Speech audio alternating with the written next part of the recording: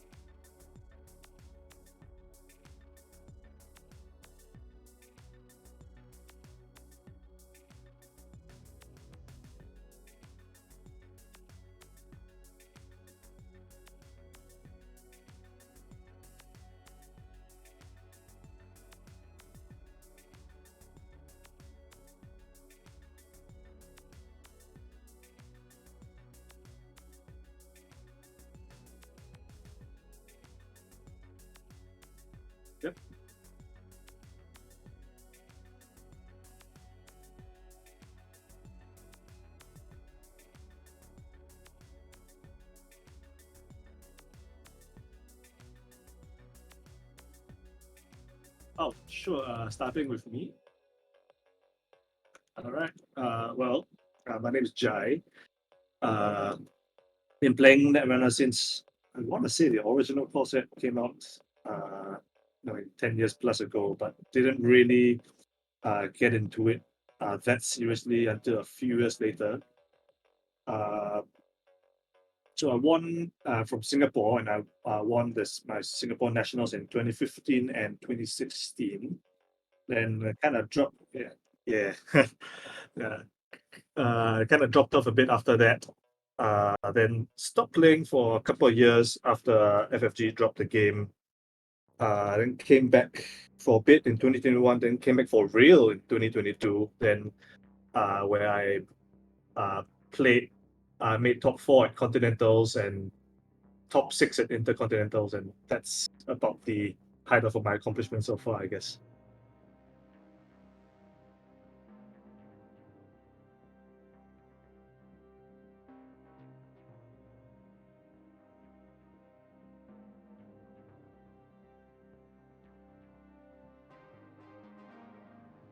Hello, so I'm Don again. I'm relatively new to the game. I've been playing only 10 months, but I've really been playing a lot in that 10 months. And so far, I came second at the start of the tournament. That's all the achievements I have. Unlike Jay, who has been pretty accomplished, but it's a really fun game, and looking to get into it more competitively as well. So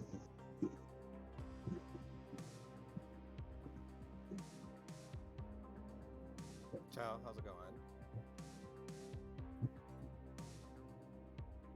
Yes, I was driving back when mic test was happening. I refuse to do so. I will absolutely do. I will take no part in that. Hello, my name is Mond. I started playing for the most part with System Gateway. Beb and I, had played a little bit with Revised Cores, its little standalone board game. And then when I saw System Gateway, I said, "Do you want to get really into Netrunner?" And she said yes, and that's why we're on Love. That's great.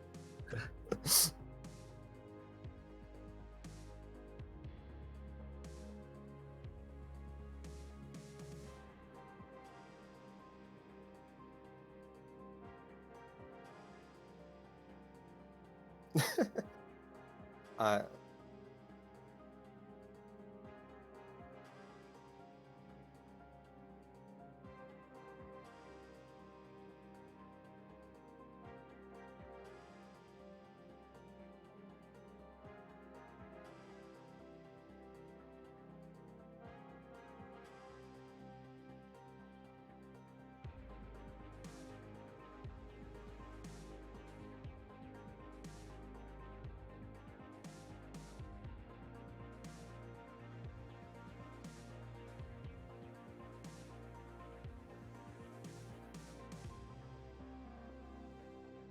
Good grace.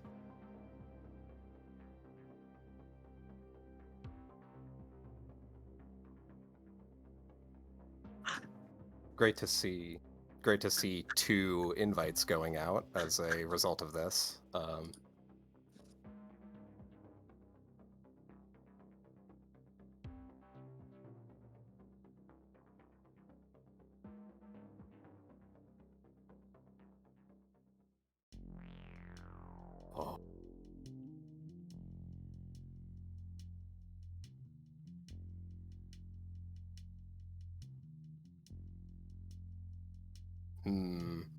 I did happen to notice that there is a player on Nova and Ichiuma, and maybe not right now, but maybe right now. I think we should just get into it.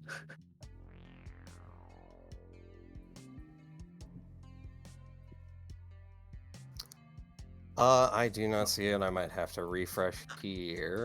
Table number 15, I believe it's Reina Murado. That's right.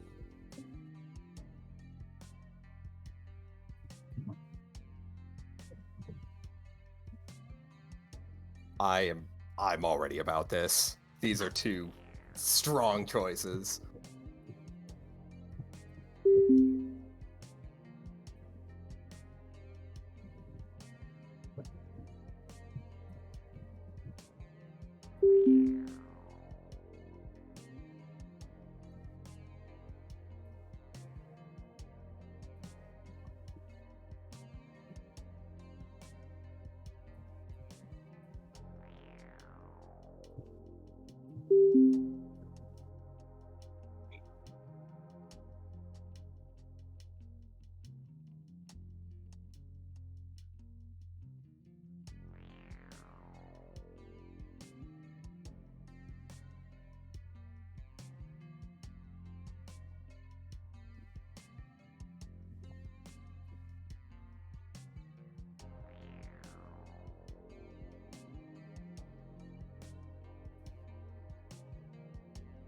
Everyone, Oh no, the responsibility. everyone get in the clown car.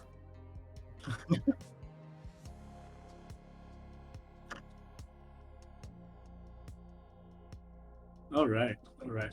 Oh, so I guess first thing that instantly jumps out is that there's someone's gotten diversion of funds out of the Nova deck. So You just simply draw the card that you need, right? You guess what number the deck is thinking of. That's how you play.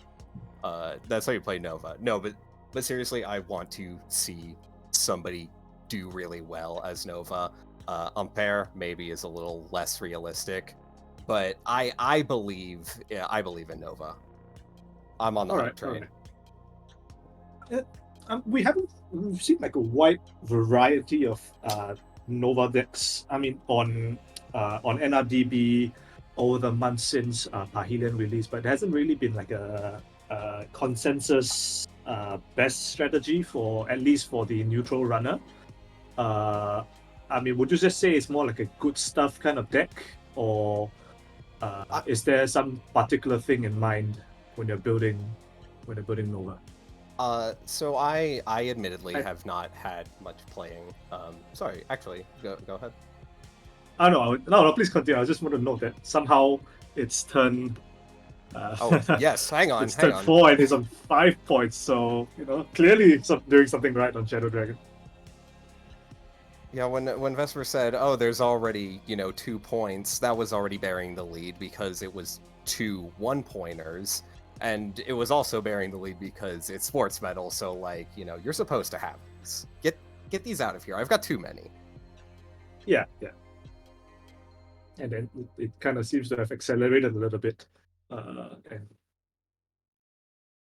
getting that early diversion of funds off definitely doesn't hurt, considering that like traditionally these kind of like neutral decks, their economy engine is like pretty inconsistent, at least in the early game, just because of the fact you're only running like singletons. So getting like a free 5 credits and -5 from the cop as well surely can't hurt. The Vesper calling out Nova using secret tech, snatching agendas, and much like you simply have to draw the doof turn 1. You simply have to run R&D when the agenda's on top. It's that simple. It's that simple. Yeah, and this is why Nova is, I think, the most powerful runner. And you can look forward to my video essay, H-Bomber Guy length, about why Nova's overpowered and should be banned. Right. Well, looking forward to it. Yeah. And it does seem that Reina Murata has found second eyes to put on HQ on turn 5, which is, I mean, as Some days. as the sports medal deck, if you only have like a single ice in the opening hand versus a Nova, are you icing HQ or R&D? I mean, I feel like it has to be R&D. I think that most of the strong, multi-access plans that you could, pretend to go for when you're playing a singleton deck, would be R&D. I would immediately jam Maker's Eye, Cusick, finality, deep dive, like. Sure. Yeah, I can see that. Yeah. And it turns out, so Shadow Dragon actually checked that base Chiriboga with a mad dash last turn, but didn't have enough credits to trash, which gave Reina Murata the window to fast advance out of Vitruvius and putting them both on 5 points. Oh, they could have used Miss Bones. I don't know why they did not. Why he did not Yeah. use Miss Bones. Yeah, that seems like a bit of an oversight there. Oh, but we have a boomerang coming down. More HQ pressure. Boomerang's not a program.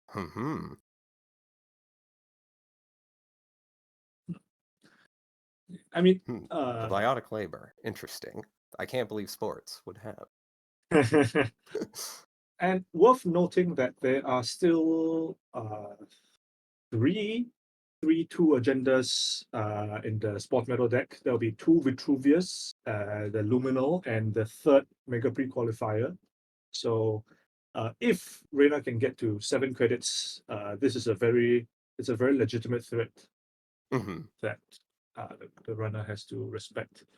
That being said, I can't imagine that there's much credit denial left for Nova. So probably what you have to do is probably force some ice razors, maybe on R&D. Definitely check all these remotes. You don't want to get hit with another base Chiriboga. Yeah, against sports, I'm not entirely sure you would just leave a remote alone. Like, is there any reason you would do so? Maybe. Better players than me might, but Well, it's it could be snare. Well, It could always be snare. It could always be snare. Yes, that's Like true. it is right now. Particularly Called shot? spicy. Hold shot? It could be a Nightmare Archive, which can be worse. Yeah, yes, that's a very good point. Yeah, was about to mention the variant of sports metal that some of them taken to calling it nightmare sports with Nightmare Archive, and you play ontologicals to punish them for taking the core damage. And alternatively, they take the minus points rather than the core damage of the archive. You can play cards like Fast Break, very common in these decks, as well as other cards such as Stock Buyback, 2 Influence of Wayland, 3 credits per agenda, opponent score area. As soon as I saw Nightmare Archive, my mind went immediately to Stock Buyback. That was the first deck I took to ACO after Parhelion dropped, and I took 8th place out of 8. When it goes up from here. I have learned a lot since then. Oh, boomerang. Looks like Nova has found the boomerang after shuffling it. Found the boomerang again after shuffling it back into the deck. Going to HQ again for single access. Always, it's a good plan to play the cards that are the same card multiple times in your singleton deck, and then to draw them. Yeah, there's a base. Leaving a credit on Miss Bones, possibly as a resource to trash for something at some point, but I'm not no, sure. because Miss Bones can't trash cards from HQ. You can only trash cards that have already been installed. Oh, was that HQ? I'm sorry, I was scrolled up. My bad. All right, sure. But it's been a couple turns, and there we go. And there it is. And it's the Luminal. So they've got time to set up for the next game. She's got time to set up for the next game. Yeah, sometimes sports just has 7 credits, a biotic, and a 3/2. Yeah, of course. Definitely just boomeranging for single access is definitely not wrong there, because you already know they have the biotic, and any 3/2 they draw, it's game over. So it's either you try and run R&D for single accesses, and try and snap 2 points off the top, or you try and get it out of hand. And either the biotic. Sorry, go ahead. Actually, yeah, either is a perfectly fine strategy for the runner. But I mean, sometimes you hit, sometimes you miss, and in this case, the Nova deck missed. I think And the main thing is that when you're playing, because 7 credits at a biotic means that any top deck 3/2 is going to win them the game. But if they have to click to draw turn 1, then they can't do it. So making sure that the top card of R&D isn't the agenda kind of is, in a way, as important as actually stealing it eventually. that's true. That's true.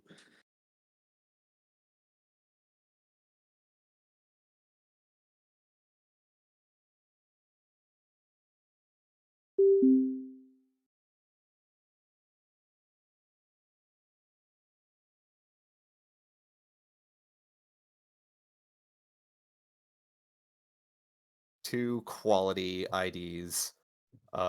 Just uh, maybe there are a lot of situations where Iswak you might want to play a different ID, but like the way that it enables and encourages such cool mind games game plans, uh, and especially because Issa with their sabotage cards play into the archives matters a lot.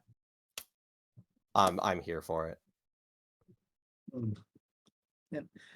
Essa is a pretty interesting Anak identity. You normally see her most in you normally see Essa in startup. I would say the most where the cops don't really have the tools to like deal with like mass sabotage. Mhm. Uh, I mean, everyone's got the standard spin doctors and such, but in terms of specific anti-sabotage tech, it's uh, much fewer and further between. But of course, it's a whole different story here in Standard, where the cops, of course, are much faster. We just saw an extremely fast sports medal game, and it's entirely possible that uh, sabotage and the disruption that SR offers is may not be fast enough to outpace the speed at which uh, cop can end the game. But we have a first click one bravado out of the Anak In true bravado fashion. into Jindeki, no fear. Who needs these cards in my hand? I mean, Access worst case, it no. would have been an Anansi, and he does not have the credits for it, so That's true. it's Yeah. a relatively safe play. Yeah, so I mean, it is good practice to uh, just bear in mind your opponent's credit total I mean that informs what plays that they are or are not able to make. And in this case, Reina Murada, she saw that the cop is on low credit total and not able to res any particular ice that might actually hurt particularly hard. And she saw a chance, she took it, and the bravado paid off. You get 7 credits and an access. It could have been a Saisentan that hit very well and ended the game click 1, but I don't know if Shadow Dragon's running Saisentan. He should be, arguably, but no, a lot of value came out of that as well. The Botulus, I mean that's not value, but the time bomb coming down turn 1, just start ticking away, get the sabotage ready, and just set up a nice pile in the archives to just access all in one fell swoop. And here we see on turn 2 Shadow Dragon already setting up a remote with one ice and a card inside.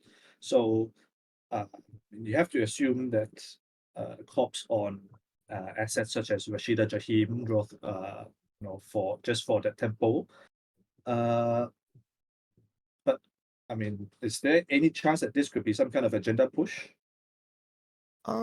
There's always a chance. So Isawak notably will reduce the number of points you need to win if you didn't install or advance it. But as anyone will tell you, putting advancement counters on a card is not advancing it. So if we can get something like a seamless launch onto, say, what's the 2-1? Hybrid release. Hybrid release. Thank you. That's a 2 for 2 in one click. But we got a raindrops here, and what ice is that? A macro. Okay. That is going to be 4 card draws. Raina, I hope you like clicking through subroutines. Let's go. All right, it's let's trace go. time. I'm down for some, trace action. Although, you have to wonder what is this asset or this card in server 1, if the ice that Shadow Dragon chose to protect it with was a macrophage. But we'll see soon enough, because depending on whether this trace 1 and the run fires or not. I mean, Raina hasn't been paying into... Trace was unsuccessful, yeah. All The right. Maryland campaign, yeah, you'd expect that. Well, I mean, I wouldn't expect it because I didn't call it, but, you, in the audience, the one who did call it, you did that, so... Yeah, I'm not... Might have been worth it to trash it just because Shadow Dragon is pretty low on credits now. I think like denying the economy would be pretty key here, but there could be other things that Raina's planning on using all that hard-earned money for. And yeah, it is worth noting that there was a draw 4 cards off of the Raindrops custom, which I really haven't seen before ever. Oh, and we have last click running hot into Chashtushka, taking advantage of the fact that Shadow Dragon's low on credits, and it is trashing 4 cards, sabotage 4 from the top of R&D, and then going into a Dirty Laundry and Archives, Oh, checking Bacata. for Okay. 8 face downs.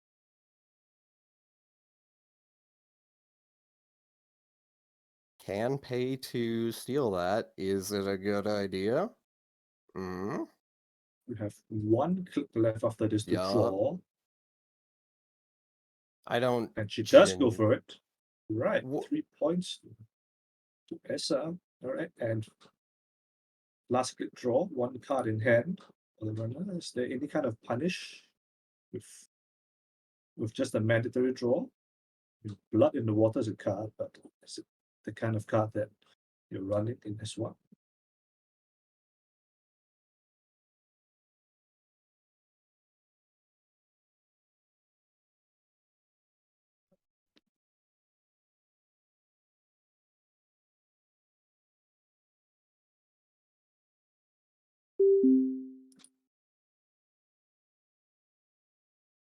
Ben Musashi is on every single standard ban list read by Vesper, and I mean, I would have to say by definition, yes.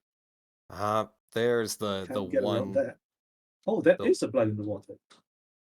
Yeah, makes sense. If you can somehow manage to, like, say, Reaper function or some other way to reduce that, you can sneak out a 1 or even 0 cost Blood in the Water, get effectively a 3-pointer from Isawak if the stars align, That's what Isawak's all about, is just setting up the really cool... I had this, and you should have checked it. Of course. And it is an interesting question because, here we see another install advance. It could be a trap. Could be a trap, could be Ticker Cipher, could even be NGO Front, just to gain money. It is worth noting that Shadow Dragon's back to only 2 credits, but 2 Marylands. theoretically. Yeah, with two Marylands and a face down with 2 advancements, any run on HQ or R&D with this Unrest Ice could lead to a very timely NGO pop into a Nancy or some kind of very nasty thing. Here we got the Marrow coming down, so we have Okay. the Sabotage 2, drawing a card and going up to 7. No, 3 core damage already. I'm sorry. 3 core Well- damage, but 5 cards in hand due to the hand size, the extra hand size that Marrow gives you. And I think it's extremely nice timing on the side of Rena Murata, installing the Marrow right as the time bomb goes off. And as you can see, the corp has no cards in hand to begin with, so that so all their sabotages have to come from the top of R&D, and stacking like multiple sabotage effects in a single turn like this is a good way to ensure that um, you don't get hit by some very timely spin doctor that shuffles back all the agendas that you work so hard to put in there. And Sabotage 2? Sabotages you have say? really been on point. Yeah, the And now- amount of denial that Sabotage gives you from, when does the corp get rid of the cards that they already drew? When can they afford to lose that tempo? Because if it comes off the top of R&D, sometimes it's an agenda, but might as well have just been at the bottom of my deck. Who cares? HQ, though, that's a lot.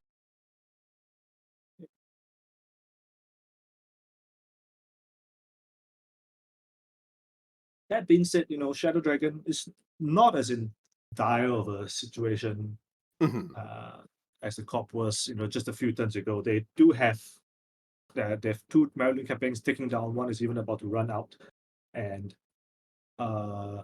Been shuffled back just in. from a couple of turns ago when there was 0 credits with no cards rest other than a macrophage, now there are 10 credits.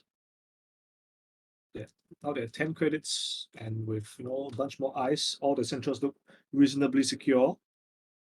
And Rena Murata doesn't appear to have made much progress in building their own board.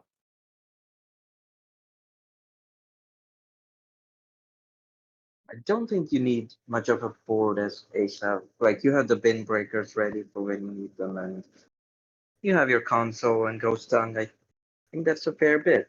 All you're missing is probably some liberated accounts. Some coming. Yeah, we have 2 bin breakers. We have the MK Ultra and the Paperclip. We also have Black Orchestra, so it's a Oh, full is it? set. Oh, I was This is looking a for full the wrong art. You're correct. That's all 3. All right, and here we go. Another Bravado into Archives, stealing another Obokata. All right, up to 6 points on the runner now, and up to 10 credits. Very comfortable Ooh. position. I was Game point. doing the math there. It was a steel skin in hand with that Obokata. You'll love that value. It's Right. It's no I've had worse, but it's almost. It's very good. Even 66% of I had worse is still reasonable. Very decent card.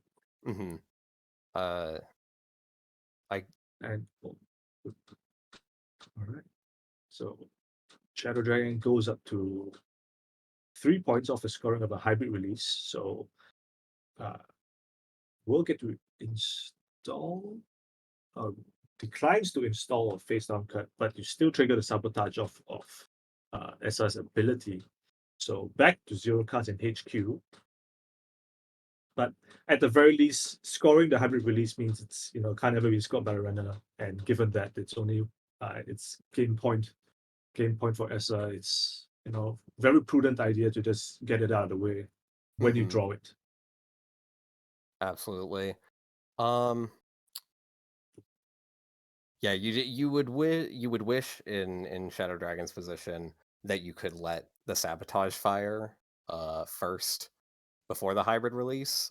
In some games that might fly, but because it's being scored on the corpse turn. Hybrid release has to resolve before the sabotage. So even if something installable would have ended up there, can't. So because all the active player effects resolve first before the inactive player effects, and in this case, as you have pointed out, the hybrid release install trigger goes first, followed by the sabotage trigger. So that doesn't fly, Yeah. unfortunate. But we do see another run on archives, Reina, trying to see if the sabotage card was an agenda. It was not. It is a La Costa grid. but that was a central, so time bomb is ticking up. Once again, second time bomb of the game. All right, but there are multiple installed cards with advancement tokens on them. If server 1 is an Obokata and he has a seamless launch in hand, that's game. Oh yeah. Yeah, that's very true. And not sure how much Iswak you guys have played against. But how many times per game do you feel that the ID has to trigger for it to, or how many times a game on average do you expect it to trigger? I should say, is once good enough? Is that good enough to make the difference in most games? I feel like 2 is what you're shooting for. 1 is kind of like you can still work within some of the game plans, like Trick of Light off of Urtica's. That can get you there, and if you shave 1 point off of that, Isawak was the ID that I gravitated towards, at least in startup, which is obviously what I play mostly. I find that 1 or 2, if you're trying to go for 3, like you're better at Netrunner than I am. That's just, I'll say it right now. I feel like Alright.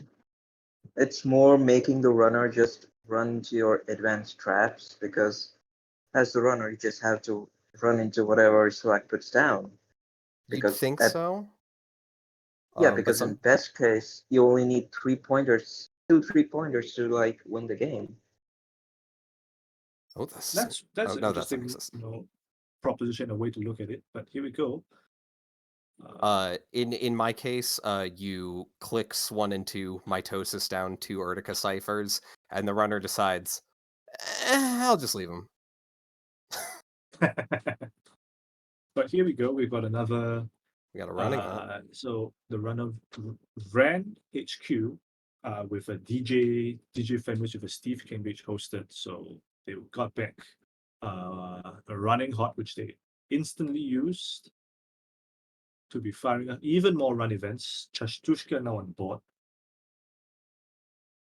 against a 1-card HQ. This is going to be pretty rough on the old R&D here. 4 from R&D. He wants to hold on to that, but Reyna is going to archives instead. I mean, 4 cards off the top of R&D. Why It's not? That's will it be 1 point? all Will it you be need is Nightmare one. Archives? 3 copies? Ooh.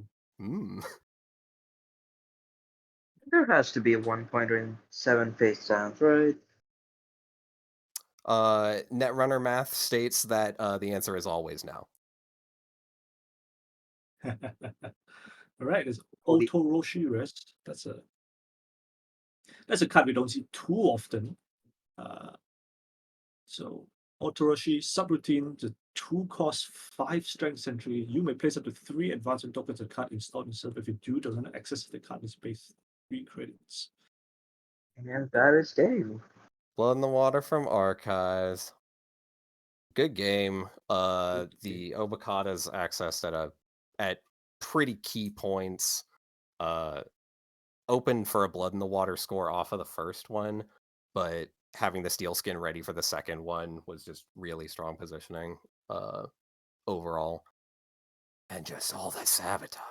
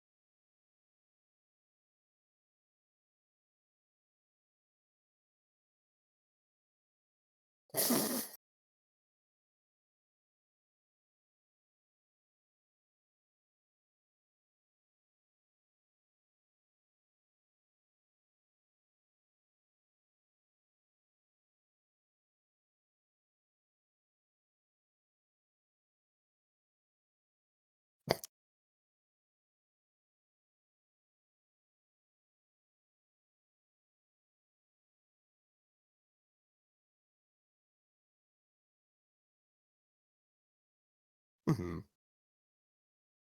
Just started, I believe, would be at the bottom of the list for the most part, is that?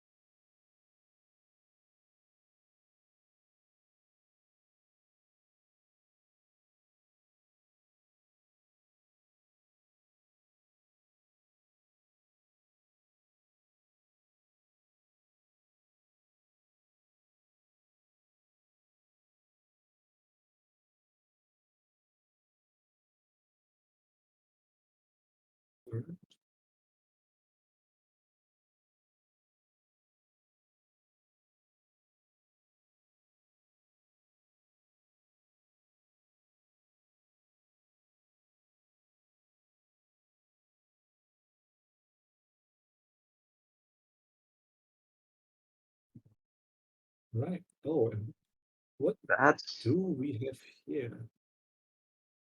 2 turbines. It's really scary.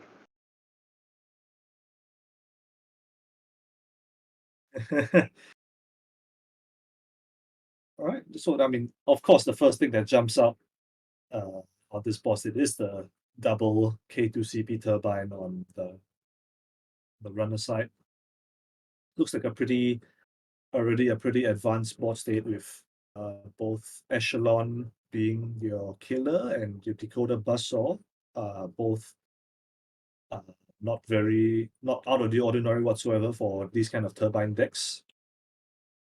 And a paperclip already in the heap for Armin Firecracker, so he is pretty much entirely set up to break any ice that that Ag Infusion can rest. Besides Loki, if they have Trieste Viroids. It has at least one copy in. Oh no, it got it shuffled it back with the simulation reset. Let me see. Also, Armin Firecracker briefly mentioning in the chat that they're being obeyed on R&D. So probably avoiding that so that it does not fetch Loki. Yeah, perhaps a little cheeky way to acknowledge what good old Dandy has revealed to him in his infinite wisdom. There's Oh, and there's the Viroids crashed. Ooh, that's how many that copies? does set move quite far back, doesn't it? I mean, given that uh, the Ag Infusion, the Trieste Loki deck is already pretty slow as it is, and uh, having to set up two remote servers, one with a Loki in front of Trieste, and then uh, making sure every other server is covered by ice, unrest ice. And yeah, so losing a Trieste at this stage of the game when the runner's already so set up, that's gotta sting a bit. Well, if this list is similar to Sebastian's from first place at the previous accelerated meta test, which let me just say, I pronounce it meta. I am I have to make it rhyme for y'all. It's meta today. Let's be honest. But yeah, 3 Trieste, getting it trashed the second time doesn't feel great. Uh, but you're planning on finding one eventually, and you do kind of not really grind the game out, but you do like extend it. It's not grinder, but it is like a long con of a setup. It's extremely long con. And speaking of trashing Trieste, there goes the third one. That's Oh, two. what's that? Oh, okay. There it is. Call shot. All right. Loki in hand. Two Trieste Mortal Pyrods in archives. And important to note, two simulation resets are already used and removed from the game. So other than Spin Doctors, if Mo is even running Spin Doctors, given the influence spread in this deck, Mo could be running out of ways to recur those Trace Model Pyroids. But Yeah. we see a deep dive from Armin Firecracker, running HQ Archives and R&D the same turn. Only can access well, I mean, only the Obokata. Do you do it? Well, there is a longevity serum. Yeah, It's a that's probably the It's worth safer it. play. But like, come on, come on, it's right there. I mean, worst When case, are, it's you got 7 cards in the stack? When are you gonna have 4 cards again? Ah, okay. it's just the longevity. It's reasonable because you expect that Ag Infusion is running a 7 agenda deck with uh, Obokadas, the longevity, and your other 3-pointer, which I mean you could be send a message, it could be bacterial programming, whatever specific flavor of second 5/3 you're interested in. But given that information, you probably would. It is just uh, the safer play to just take the longevity serum and keep those 4 cards in hand that you otherwise have discarded from the Obokata Mhm. Yeah, for when you it's really need obviously them. not. It is the correct play to steal longevity serum. Um, but yes, as Tammy in chat points out, if it's running the deck list, which it seems to be pretty close, no influence for spins. Yeah, I'm not sure if you said that, but that didn't hit me until I was looking over the deck list again to see how many spins there are, and it's 0. Because Tres Byrods is a 2, and you're running at least 2, possibly 3. Waves are 1 per. And of course, you need the divert power just to get the DRES, to get the DRES and the res on the specific ice on the servers that you need them to be DRES or resed in. But here we go. First click R&D, nothing. Second click archives, nothing. Third click HQ, looks like another deep dive coming in.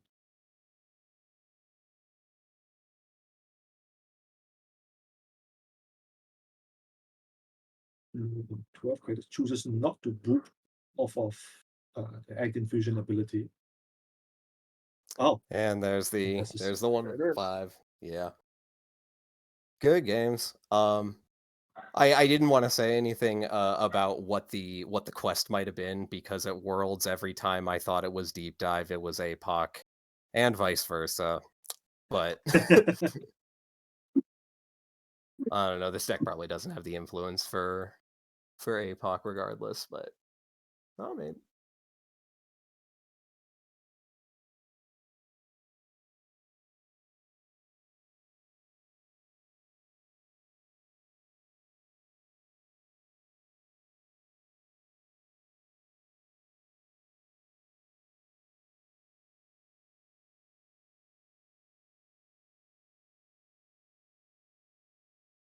double turbine into APOC. Yeah, that's why I chose not to say it because I knew that would be an incredibly strong play. But you know, Ag Infusion also has a big board. What if neither of you have a board?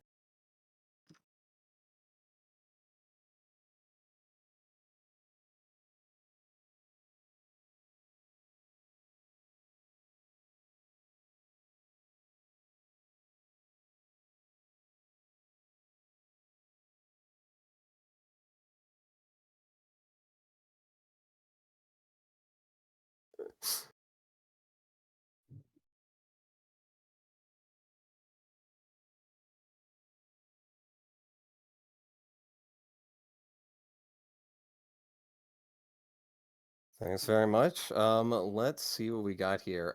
One ice on PD, protecting a remote server. Which is this a Fairchild 3? Yes. Zoom in on my side so I can see these ice better. Right.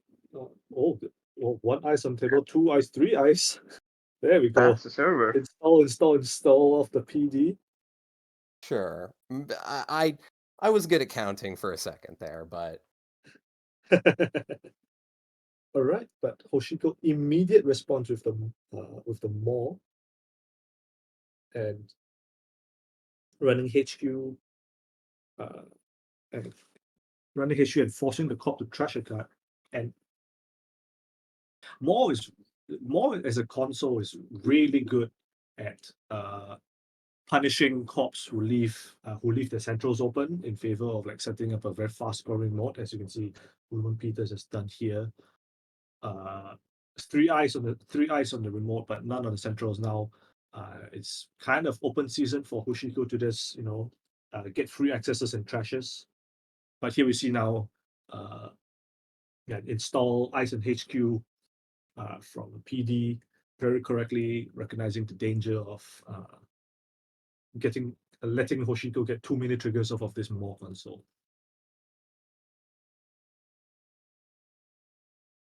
There we go, Tempest. Not letting up the pressure. Now it's R&D with a an Paladin incidental pole and DFI. can't complain. Getting the Paladin value as well. Of course, why not run back and check again? There's a fresh card on top of there. It's got some text on it, unless my game is lagging out. Looks like Tempest is considering the trash, possibly.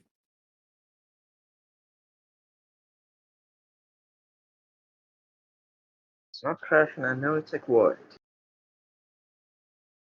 Okay. So Rubitus has an Anoretic Void in hand. And still a couple of cards in server 3, one face down and one Tranquility Home Grid. You have to imagine the Anoretic Void is going down to server 3 sometime very soon. But the fact that Tempest did not trash it implies that they're not planning to run the remotes at all. It's a couple different. Oh, that's an advancement. What is advanceable in the PD deck beyond the agendas? It's possible they're on NGO fronts. Other than that, I think it's more interesting to speculate about what kind of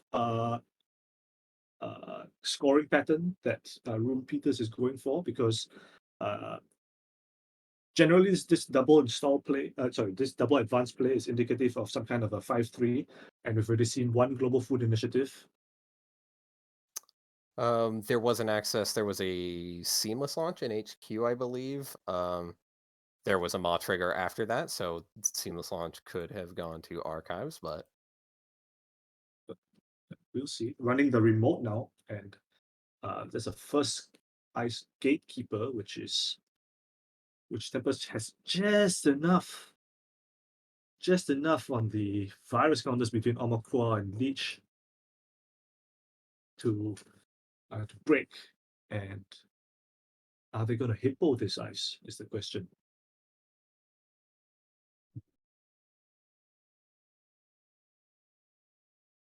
And no, they're not going to hippo it. All right.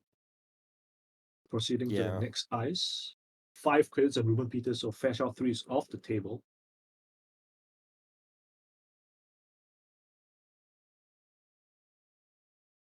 Yeah, trashing the gatekeeper, or sorry, hippoing the gatekeeper.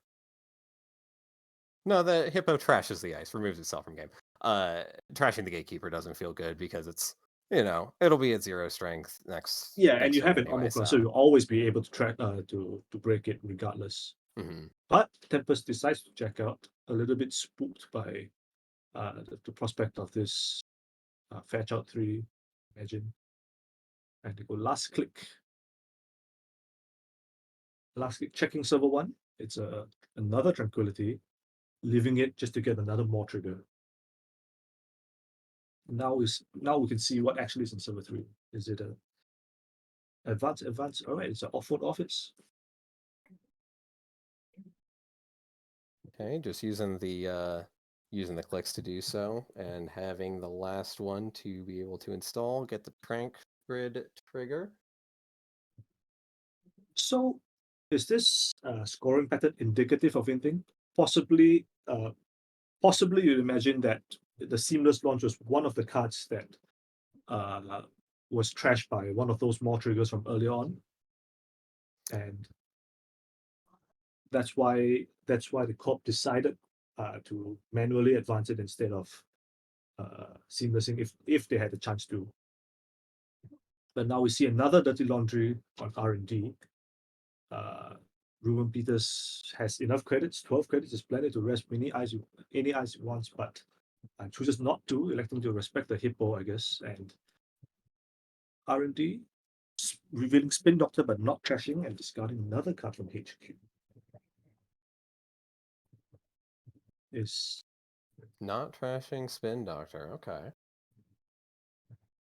Spin Doctor, I think, is kind of important here, if only because the Trank Grid sitting there is just a free access for Hoshiko every turn. Like, yeah, you gotta spend the run, but the access is free.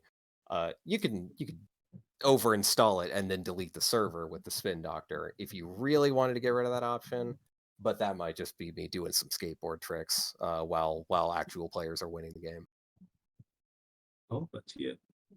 Oh, that's a double Seamless launch from Yeah, Ruben Peters, and now we see why, even if he had one Seamless launch in hand from the previous access on HQ, he elected not to use it because he knew that there's an option for double seamlessing to score the global food this turn. I mean, And if you only play one Seamless in PD, it's like you didn't play the Seamless, right? Might have needed to use the off-world score to pull back one of the a second with seamless, a Seamless, possibly. yeah. Yes. But that's another gatekeeper rest, but more than enough Using virus Hippo on the counters between gatekeeper. Leech and Okay. Crisium Grid. All right. Crisium gets trashed, so Revealed, R&D, not possibly so Crisium's trashed revealed. via mob, Possibly but it was trashed. yeah.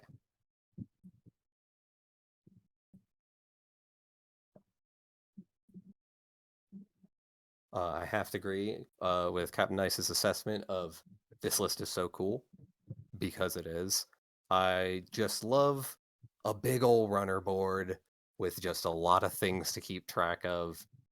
I didn't realize until after Ashes rotated out of startup how much I miss cards like Devil Charm. And a lot of other cards to a lesser extent, but I mean, Gachapon, call me I a don't know if that's traditionalist if you like. Call me a traditionalist if you like, but I think my most missed card from Ashes Cycle in terms of startup is Daily Cast. I mean, yeah, but I'm talking about like the original cards, not the ones that like, this is a Sure. good card we got to put in because like we need it desperately. But I just a lot of the design decisions in Ashes with allowing for like SMC and Simulchip both in Ashes, if I remember correctly. Just the Yeah. amount of paid ability window shenanigans you can do. Resing this second Trank Grid and installing something into it.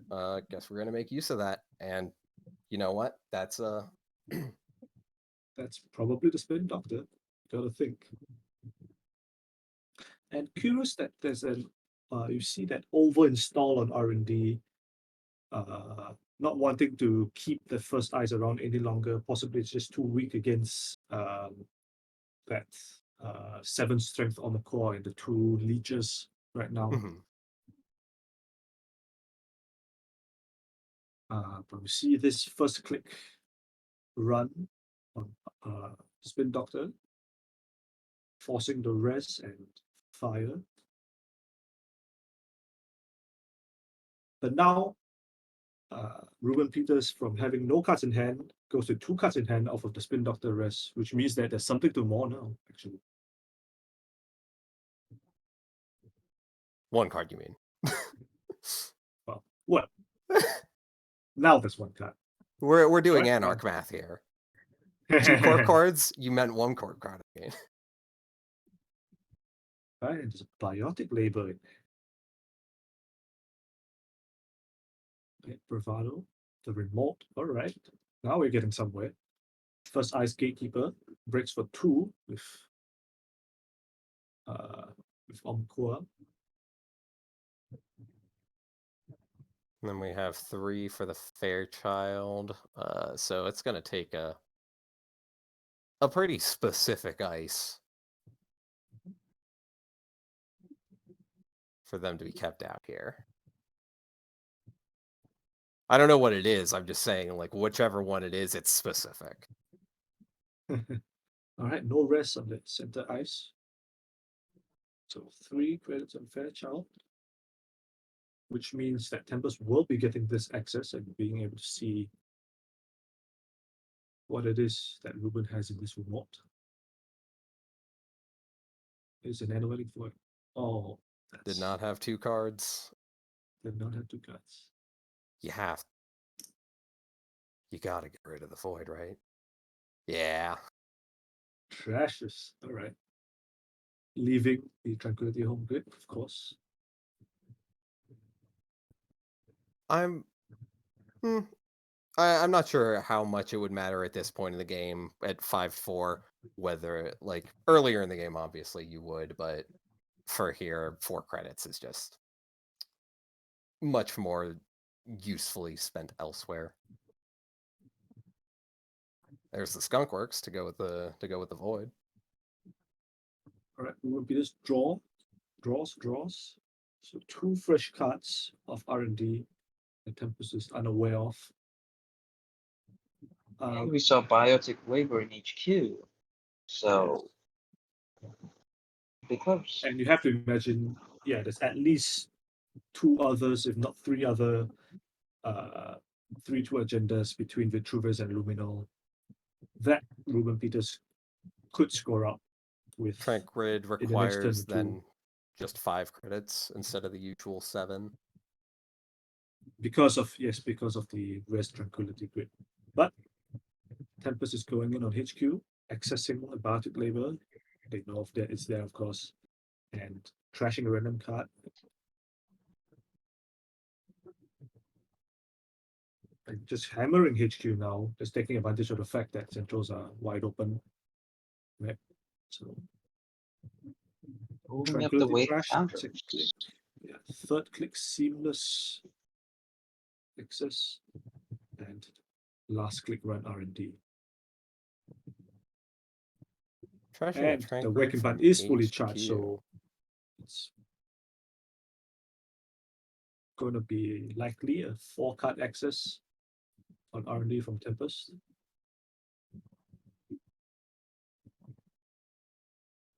And of course, virus counters out the wazoo. Right, Spin Doctor Can't trash. let the Spin Doctor. There's a Luminal Luminal. Steel, and Which- Regolith It's left for 1 credit off of Famous Informant. Correct. So then let's see here. Spin Doctor was trash, so that was the first card. Top card of R&D is the Regolith right now. Top card of R&D is no longer Regolith. Right, it's an install. Probably Skunkworks and Regolith. It could be Just- Skunkworks with Regolith, or possibly even Skunkworks and Agenda, if it's a fresh card that's being installed. But the main problem I see is this turtle is currently completely out of control. And I mean, there's no more virus on the board or anything, so it's very hard to keep. It's very hard to keep the virus counters down, even if you spend a turn to purge, just because the centrals are so weak currently.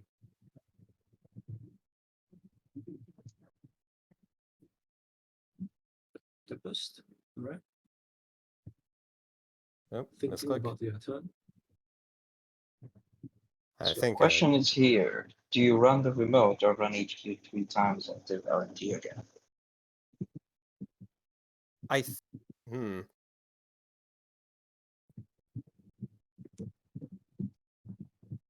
It's a good How question. many- Yeah, I that's not me. I'm genuinely thinking, because I could see both of them being, advantageous. Like, Ruben if Ruben wants to do anything, is to drag Tempest through this server. And we do know there was a Regolith, so that's a bluffable install. But can Tempest risk that on, central accesses? And it's worth noting that Ruben is on exactly 3 cards right now. So even after a more trigger, Anoretic Void is still available as an option if that's a card in server 3. 1 Void is in archives. That's 4, 5. Yeah, we haven't seen that much influence out of the PD deck, so it's entirely possible that a second Anoretic Void is on the cards. Oh, 2 GFI, so probably 3 3 GFI? I'm not sure. Could be 2 Noetic. We're picking the remote. Right. So first Got it. gamble just for credits. Gotta respect that RNG might not be on your side. There it is, border control. All right, so Tempest can break this for 2 credits.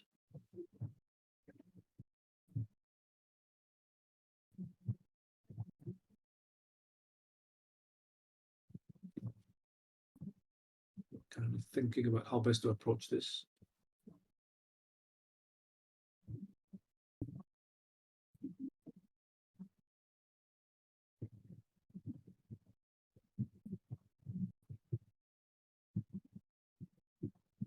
So after this border control break, 2 credits for border control, 3 credits for Fairchild 3. That brings them to 6 credits upon approaching server 3, which means that Madagam Skunkworks does not keep them out. But once again, Anoretic Void is a problem, and of course, Ruben can always elect to pop the block control after passing Fairchild, if he so desires. Yep, has to be done before any upgrade, approach on server approaches, of course. Correct. So a minimum of 5 credits for Tempest, and then depending on whether Ruben elects to pop this border control. And Tempest pays 1 credit on border control, electing to let the gain credits per ice sub between fire, gaining 3 credits on Ruben. Yes, the credit margins are incredibly tight on this kind of late game scenarios, especially with cards like Madagam Skunkworks in play. and breaking the Enderon sub on Fairchild 3, letting the trash card subs fire, trashing the leech. Right. So really playing the margins here on Tempest. And Ruben does pop border control. But now Tempest has 2 kicks left to run the remote or run HQ or whatever they want to do. And importantly, 9 credits instead of the 6 that they would have if they had just chosen to break all subs rather than selectively break the end run subs on the relevant ice on the remote. But we see a 3rd click install Ignis Informant. All right. And last click run again. All right. That was super risky play. Yeah, Captain Nice says it's extremely skunkworks math hours right now. Yeah. Just you gotta consider how many credits your clicks are worth and clicks your credits and who's got to inform on what. Yeah, I once again, this happens every so often because I didn't play during FFG era. I am once again reminded that an AS informant is in fact whenever. Yeah, not first time per turn or any kind of thing. So I mean, if this is, for example, the Regolith and this Epic Blood by Ruben Peters, Tempest actually will get some kind of, reasonable economic return on this investment. Not that it matters because time has been called by Judge Craw. And also being called by this group of monkeys here. What a helpful band of simians. Oh, that was the last turn, actually. How about that? It was indeed the agenda. I think that like people who are thinking, yeah, I still would have done HQ and R&D, you're probably also still right. I didn't myself fully believe there was an agenda there, but some days you got to respect that RNG is not going to be on your side. Like I said, Netrunner math says the answer is always now.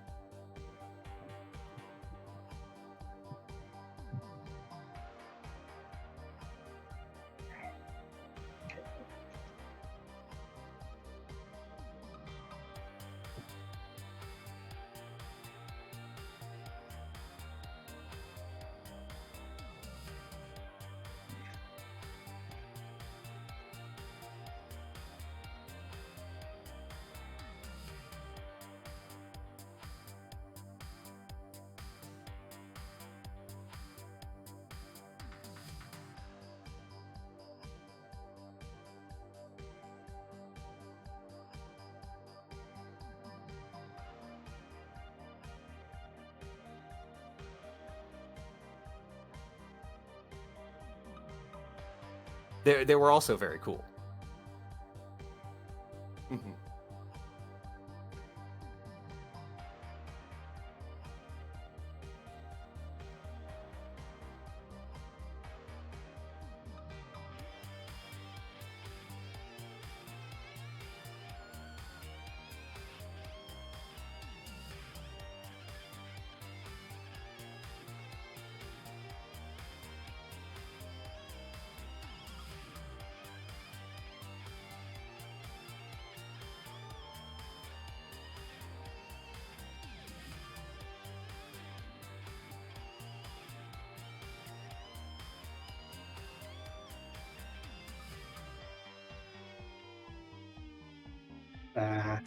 Well, I mean, Looking at the the first thing that jumps out to me, I guess, is the fact that despite the fact that the previous meta test was won by Adam, we see zero Adam here today. Actually, we have 30 players playing in today's event, and a whole lot of Hoshikos, 10 Hoshikos, and no other runner have more than three representation. So, I mean, I think that says a lot about the strength of Hoshiko right now as a runner. As I would say undisputed top Anak and possibly top runner as well. And yeah, just no Adam whatsoever in a 30-man event is kind of surprising. Once again, shout outs to Nova. Just really living the dream. I'm all about it. Yeah, I'm just looking at the results here. I see these we got 7 splits, 5 of which were Corp favored. And then the other games were sweeps. And I'd just like to say, yeah, got up at an unreasonable hour. You can't hear it, but I'm winking.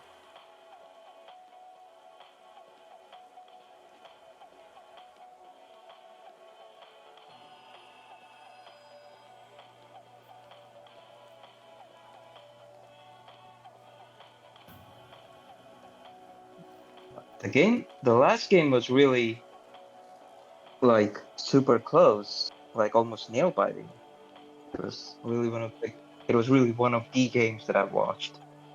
Additionally, I'm seeing a mirror morph, a single mirror morph in a summon screen. That's really surprising, and apparently they won with it, so I'm really interested to see where that goes. Same. Mirror Morph's my child from Ash's startup.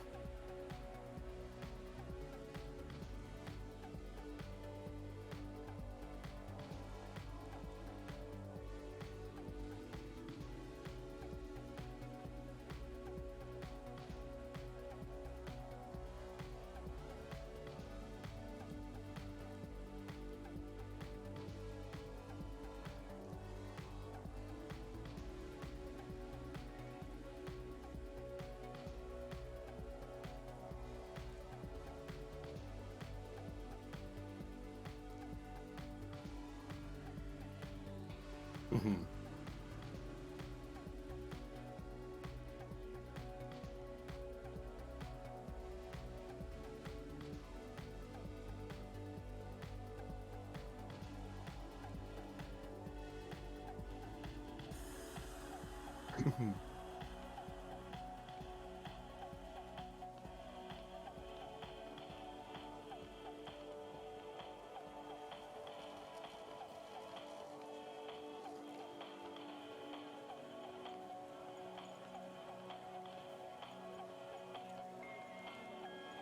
The Wayland Consortium, builder of nations.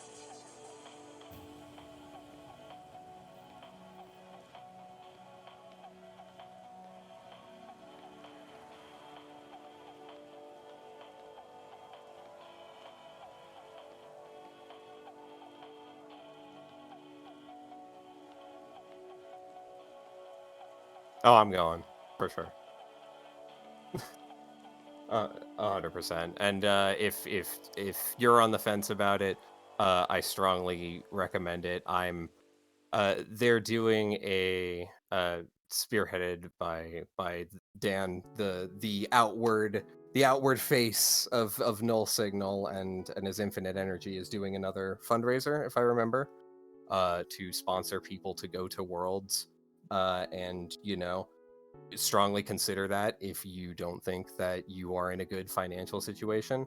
I went on a whim. For last year's Worlds, I was like, am I going to just fly to Netrunner, or fly to Canada to play in Netrunner because I think I'm going to play well? Do I want to fly to Canada to be at the big Netrunner party? Oh yeah, I do, and 100%. Seal of approval. this burger.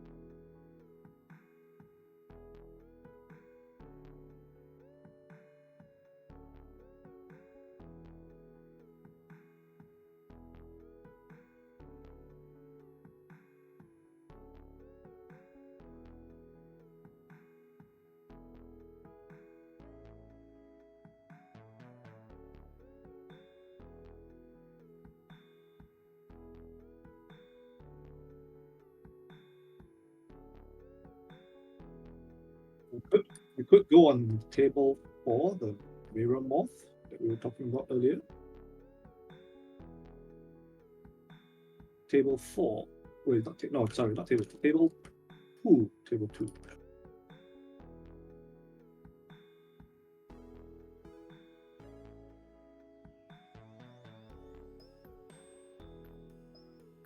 Well, it's still starting up, it looks like.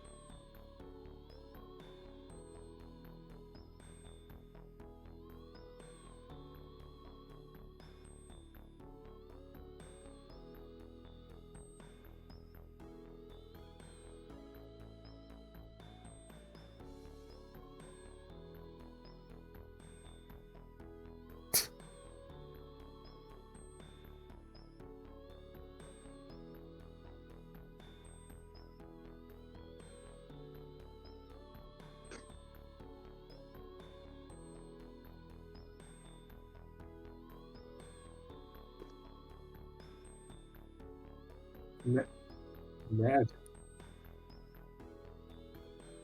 Shoutouts.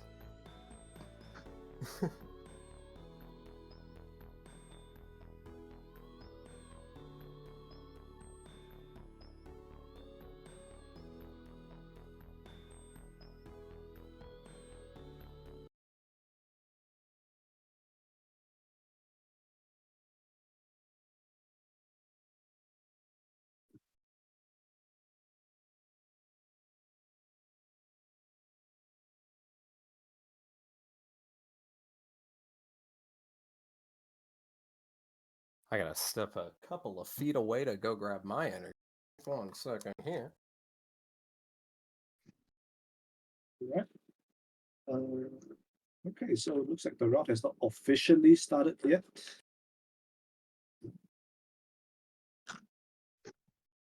Oh, there we go. There it is. Right. Right. Click one is Sorry, a I triple forgot to install mute. for Mirror. Right. Followed by the instant Raindrops Cutstone first click on HQ. Trashing a Skunk works for value, as our Anak ID is Renee. So actually, with the Raindrops Cutstone actually breaking even on that Monogam Skunk works trash, which is always nice. Don't get to see that too often. Right, and back to Bob's turn. Looking at a first click draw, and you have to wonder with these mirror morph decks, what exactly is the specific game plan for this mirror morph deck? So you often see some kind of like MCA austerity policy in this deck, but it's by no means guaranteed. And we'll just have to wait and see a few more turns for Jay Foley to play a few more cards before we can really get a handle on what his strategy is going to be. And I expect the same is true for the runner, trying to find out what this Miramorph is trying to do. Oh, there it is. Uh, What? Yeah. Simply fun. just. What if the corp just reses the plan?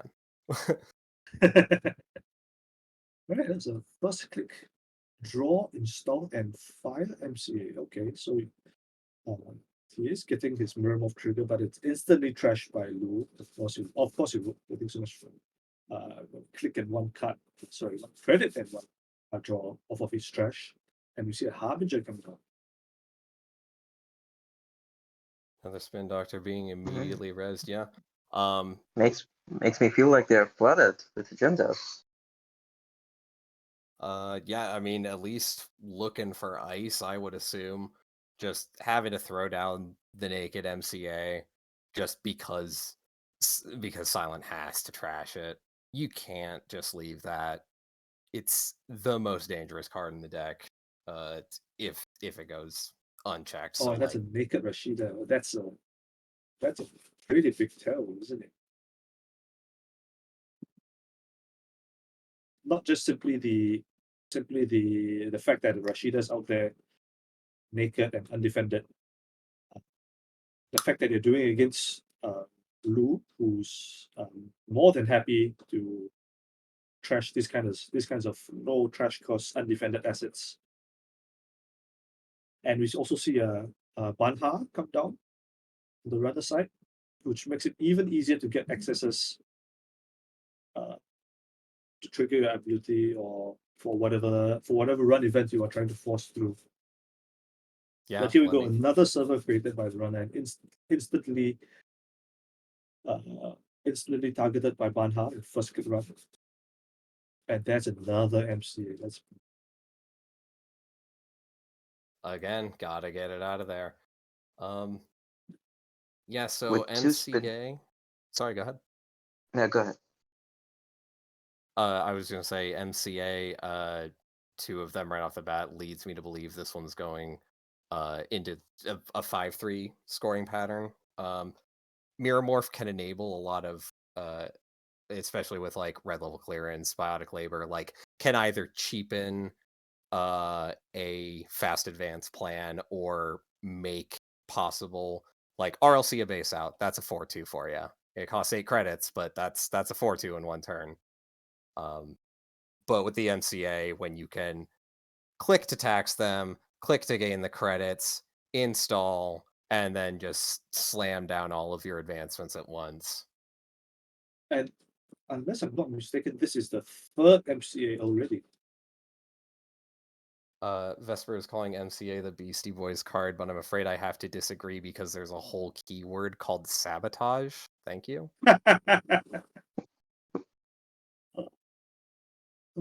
Right, and Sabotage isn't a third card, so that doesn't. that's the third MCA that's already been trashed, and it's only turned 7. Not to mention with 2 two spin doctors out already. Yeah, Yep. exactly. So recurring these MCAs is going to be extremely complicated for Jay Foley. Apologies to Vesper. I just really wanted to make a really dumb Beastie Boys joke. All of which sabotage card is the BC's Void card? All of them, because my knowledge of Beastie Boys is rather limited.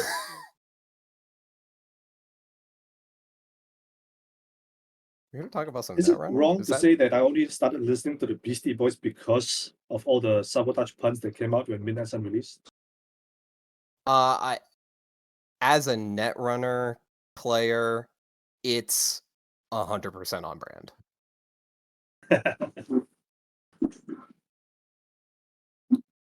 All right, so some more stuff going on in this game. We have a Vortulus install on border control and then a run on HQ, which This leads to an Etzel rest. That's brutal. And Etzel completely fires actually. Oh, because of Banhoff. I didn't see which servers are and that Ikawa project still. Oh, that's nasty. Well, the good news for Mirror Morph is that Lee probably can't get too much done on this current turn just because of the fact that he's on 0 cards, and yeah, as we see, he spent his turn getting some more resources, 14 credits off that fermenter, and draw 3 cards. Can't ask for much more value from a one cost virus than that.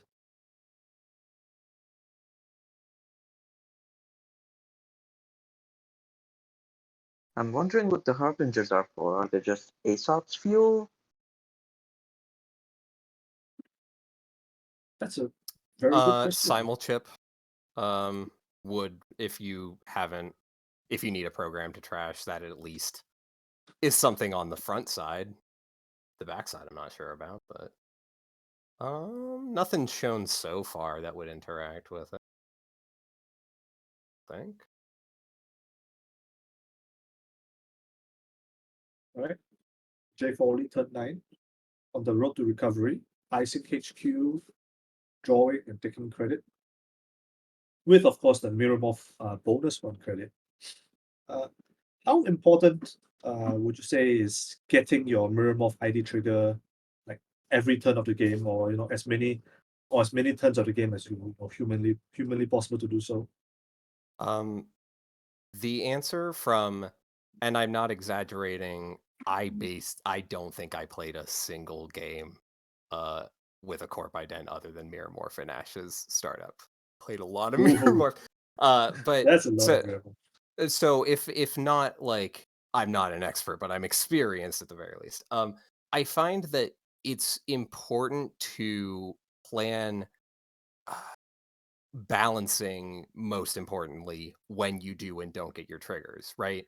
Because generally, if you're not running the vaporware fabricator, vaporwave Macintosh, the cards from Ashes that had the click abilities, or like a Regolith or something, like, you're very limited in what you can do. You can't purge. You're probably not going to be able to trash a resource if the runner is tagged. I don't know, maybe if you're running a spicy deck. But since you can only like install 1 card and still get the trigger, then on the turns when you have to install 2 cards, can you make it so you install 3?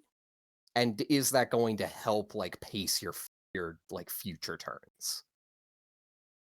Right, and that's I imagine it's kind of playing as Mirror Morph is kind of a little bit like playing against 419, in that the accepted way to play against 419 is to the conventional wisdom is to try to install as many things on 1 turn as possible, so that you're only forced to pay the 1 credit tax once rather than once over 3 turns. And would you say is that same kind of mentality when you're playing as Mirror Morphs, when you're trying to do a lot of the same thing, you do it on the same turn, such that you don't have to you can spread out the rest of your the clicks that you're trying to do among all your different actions? Yeah, if you're looking at your hand and you're like, oh wow, I am going to be spending a lot of clicks installing, you're gonna see like, how can I do that such that I'm not like, playing an operation alongside 2 installs, because then I don't have this operation to play, in the next turn to get me the trigger. So I think the balance is kind of the important aspect of the Mirror Morph play style. And then, of course, just like I said, the fast advance that extra click allows with certain lines. Just a wonderful ID. I love first ID I saw in motion. Shout out to Jen's 2013 World Champ. I just popped in on his stream one day, and he was playing this, and I was like, ooh. And then I looked at other IDs, and I was like, And then I looked at Mirror Morph. Ooh. Um, yeah, Now we are kind of seeing the reason for this harbinger influence actually with your heartbeat installed.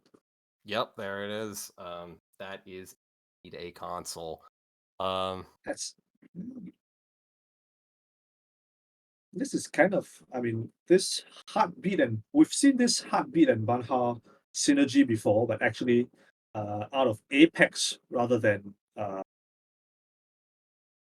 of Anak. Although it has to be noted, I do believe that the current Netrunner DB deck of the week is actually a heartbeat Anak deck. Uh, Shout out to Jay Foley, coincidentally. I'm name sure. sounds familiar. I'm sure he's probably seen this runner archetype played in the very recent past.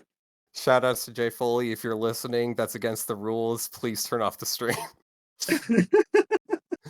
Um, yeah. Also, shout out to Apex players who really want Apex to be good, but just the strategies keep on working in other decks better. I feel for y'all. Oh, there was an NGO front in that server, so just got a little bit of resource out of a couple credits out of that. Pulling that run through. There are 6 counters on that Botulus. Oh, it's a magnet. Never mind. Uh, Apex will G have its Hideyoshi day. says, well, I think many of the Apex players, if not all of the Apex players, in the chat, in the community, they would all agree.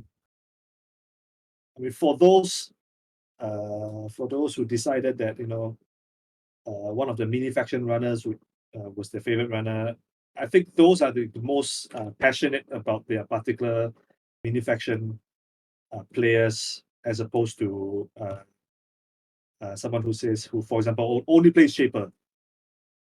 I think the Apex players are definitely a lot more passionate about their mini faction than any other sub community that plays runner.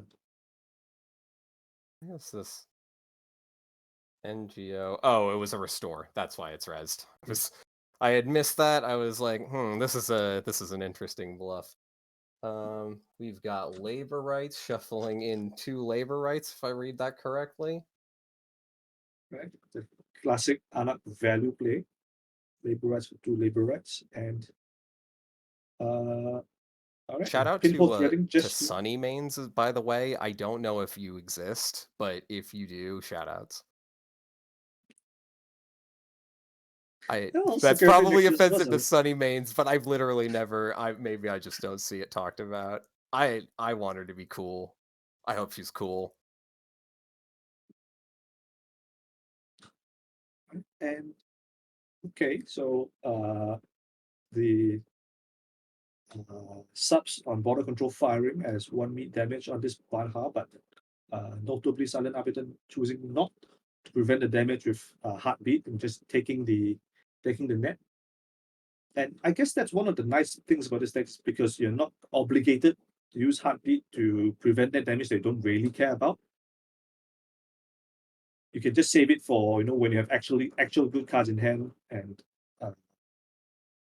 and then you can use your heartbeat or your empty imps or whatsoever to prevent the net damage to cards that you actually care about having in hand. And the rest of the time you can just fire away. Maybe it's a steel skin in hand you want to fire. And Yeah, this is it gives a lot of flexibility. Oh, but there we go. Yep. Simulchip fire to reset Botulus.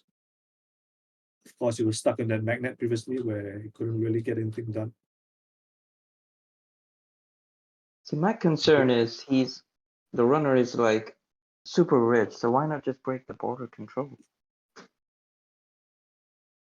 Border control would be 2 to break with the paperclip, but we have. Yeah, I'm not I'm not 100% sure. I feel like you could make arguments for better placements for it, but just having pressure on the scoring remote and like that constant threat of just being like, even if I go broke, I'm getting it. I mean, it's also It's- possible that Silent Arbiter is like, oh, look at this damage that I have multiple ways to prevent, as well as to not take the damage entirely just because of the fact I have a paper candle, but I will show you that I can take this net damage and you're going to like it because I'm getting this access regardless. But anyway, yeah, that's a labor rights trashed from net damage. Rough. And here comes the HQ run. Ansel is the ice currently. There's an Anoetic, trash that, get refunded, and draw a card for your troubles.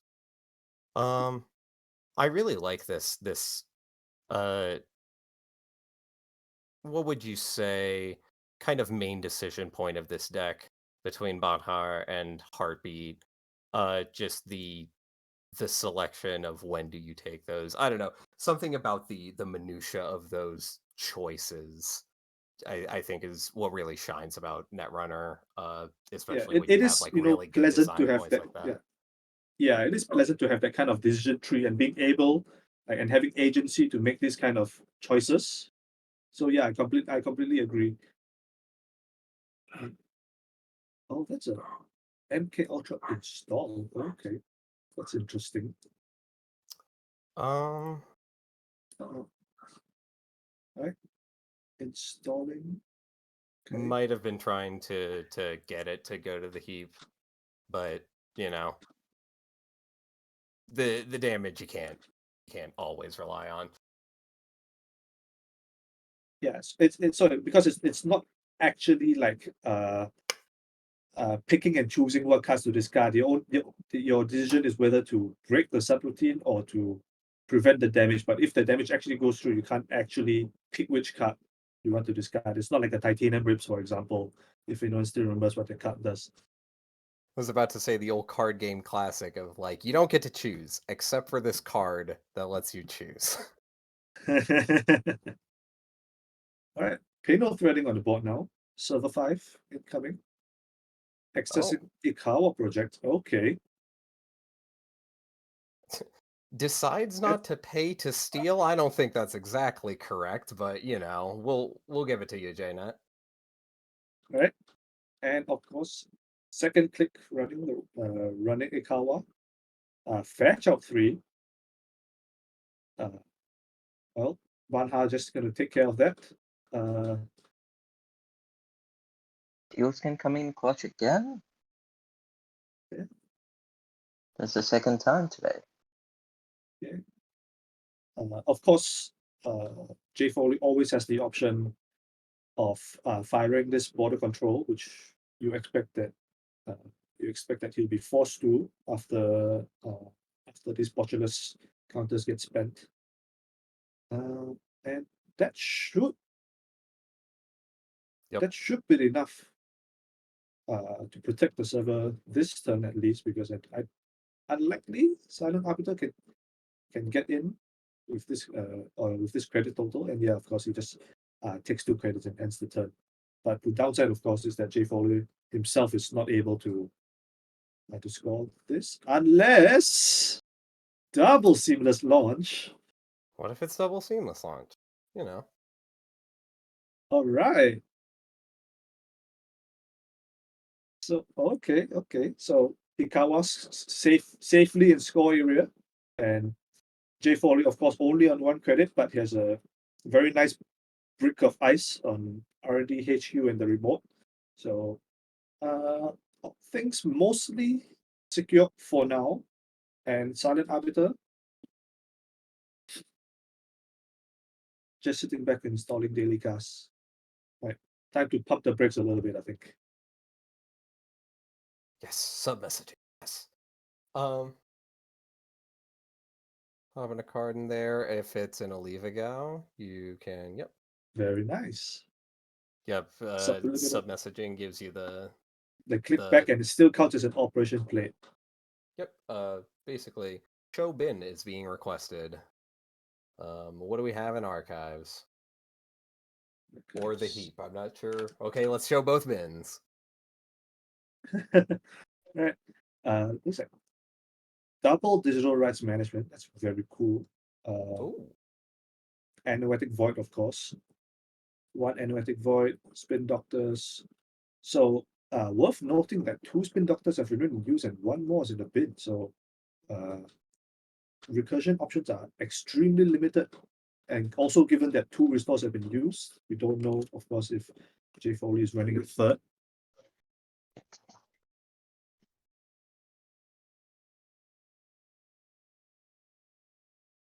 so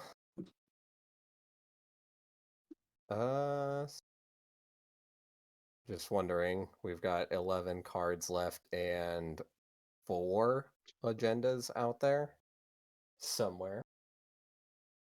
So there's got to be 12 points. I mean, you have to imagine that Yeah, is it this is 4 another 5/3s? 4 more 5/3s, and given that the runner already has scored one of the Elevagals, it's it puts him in a very good spot to just win off like any random single access, considering the number of cards left in the deck. Yeah, this is why I'm always hesitant with the 5/3s. When I played, I mean, obviously there weren't. Well, there was Vacheron, but you know, Vacheron, you like to play Netrunner and have friends when you're done. I liked to. I've always been of the style of all 2-pointers, just because I can have that certainty of like 4 accesses, we got it. And yes, this is 3 accesses, we got it, but just 3 is so much less than 4. It's unreal. That's very true. No, it's a whole integer. But anyway, we see here Raindrops Cutstone, server 5. Banha doing Banha things on Fairchild and just breaking with Black Orchestra with the normal way on Magnet. And it was Rashida trash. All right, so 10 cards left between HQ and R&D for Jay Foley. Still 4 agendas somewhere. And we haven't really seen what this second 5/3 might be. That we know there's probably at least another Ikawa project. Do you expect Global Food Initiative out of Miramorph, or is it more likely to be something like Send a Message? I think GFI would probably be. I'm looking at influence right now. We got 2 border controls is 6, 3 spin doctors 9,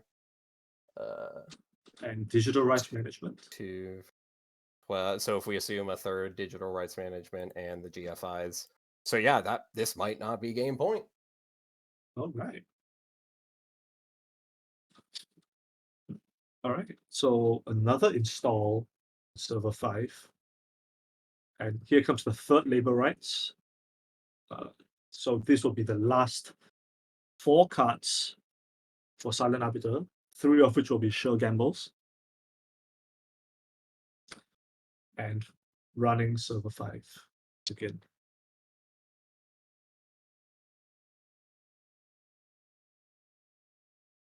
I think at this point you just lock down the remote and wait for the corp to put stuff down there. Yeah, this is definitely Jay Foley on the back foot. Skunk Works. Okay, that's actually, yeah, you're gonna have to get rid of that. Relevant trash, of course. It does take half a turn just to access, which could be big, but obviously, like, this server is nothing to Arbiter right now. Because in theory, you could try and like run Arbiter out of trashables so that you can't really do the Bangha heartbeat thing. The problem, of course, is that you could still just break fetch out the normal way or even just click through it. So if unless it's an Ikawa project in that remote, it's hard to effectively protect it, especially when your cards like Madagam Skunkworks are being trashed left and right. It does look like two of them are in the bin already, as well as your Anoetic Void. But okay, restoring Spin Doctor. So draw two and Cold Site Server. What is this? Cold Sight. I tried Cold Sight. I never found it to be quite as effective as I wanted it to be. But really in Mirror Morph, like just seeing a click symbol next to a colon on a card, that's value right there. That's Right. So is there a way that you can finagle some kind of shuffling back your MCA austerity policies? I mean, we'll see.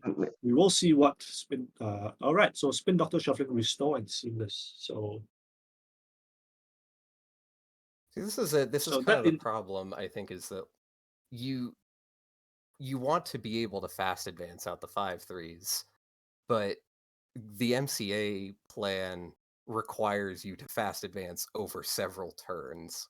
And so once you and get you in a maybe don't have. position, Yeah, you don't have those turns maybe because R&D is so thin right now.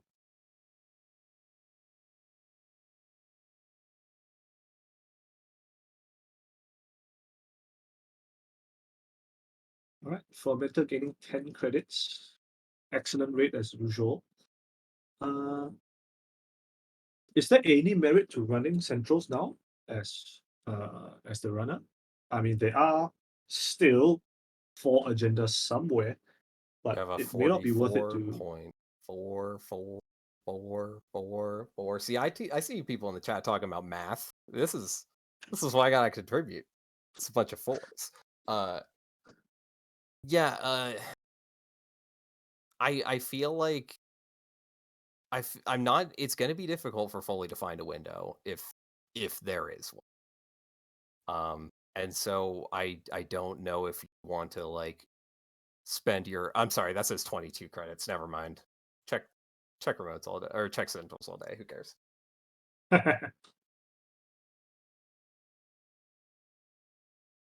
It's also worth noting that I believe it's you could trash your bin breakers to heartbeat off of the Banhan net damage and then reinstall them back if necessary. Yeah. And Let me see. I And mean, if you there's a want to get Drafter's really with spicy, MK Ultra for the cheapest one. yeah, I mean, if you want to get really spicy, after you trash your MK Ultra or whatever breaker to heartbeat, you can simul-chip back a Harbinger, for example. And that's effectively 2 more subroutines that you can break.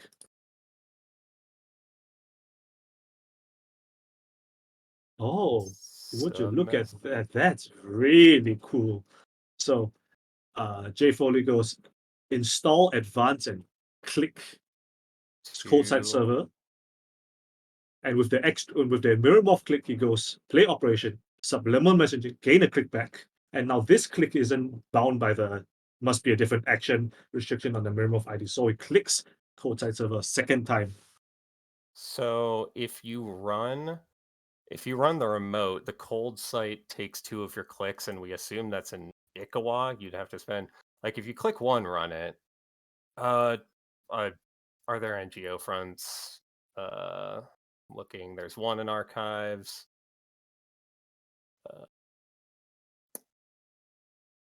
But here we go. Run on R&D. It gets border control. Oh, this is it. Arbiter's gonna imp the last card in R&D. Oh wow! And on the last turn before Jay Foley can win off the seamless advance. Joke's on you. This was a mill deck. No cards in Arbiter it. No. takes it. Oh, Jay Foley loses with Mirror Morph with the winning agenda in server 5. against the own deck that he published and got and got NRDV decklist of the week with. Oh, that Oh, was game one. Oh wow. that was Oh, amazing. Turn Great. 25. Great game. Zero Amazing in the game. What stack, a game. zero in the grip, zero in R&D. Perfect. Oh, Now, if you could just play an APOC. amazing. Amazing.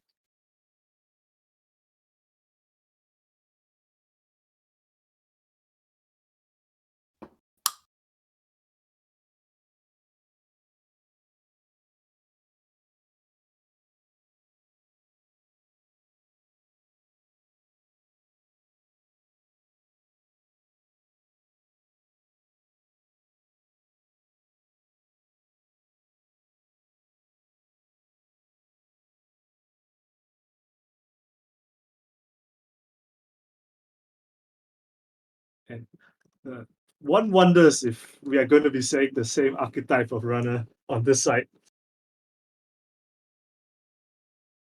It's a possibility. It's a possibility. Yeah, there's. It could be anything. It's always possible. Yeah, we've got event named right off the bat. I believe, if I'm not mistaken, that's just kind of the default. Sometimes you'll Yeah. deviate, but event, that's a spicy choice. I mean, if Asmari's ID ability wrote the first time each turn the runner plays an event, gain 2 credits, I think in 99% of games you'll play out exactly the same way. And that being said, I think there are certain matchups where it is true that you can't just name event every turn and expect to get away with it. I think notably in the prior to the last ban list update, Asmari versus World Tree Wu, for example, I think that particular matchup did reward intelligent prediction of your opponent's plays and whether they're going to go program or that kind of thing. But of course, Do you think Wu might play a program on turn one? do you, World Tree Brew? No, but yeah, it is situation. Oh, that's a Eula. That is that's a big old barrier right there. That Vortex does not feel that Boomerang doesn't feel really good right now. But Jay Foley is going for it. We'll be able to shuffle it back in. That's something. It's 4 credits, which you have deliberated for.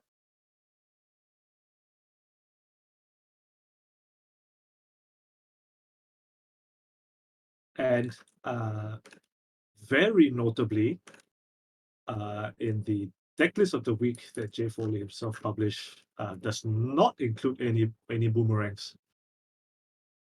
So already this is a different list than what's being advertised. So we'll see what Hoshika has in store for us this game. It may still be a heartbeat deck, but it may not. But NGO front pop, that's extremely good economic trade for the corp, I dare say. Pulling the runner through an endless oiler just to fire NGO front always feels good. And now we get a double install on server 1. Jay Foley still have not yet triggering the ID ability.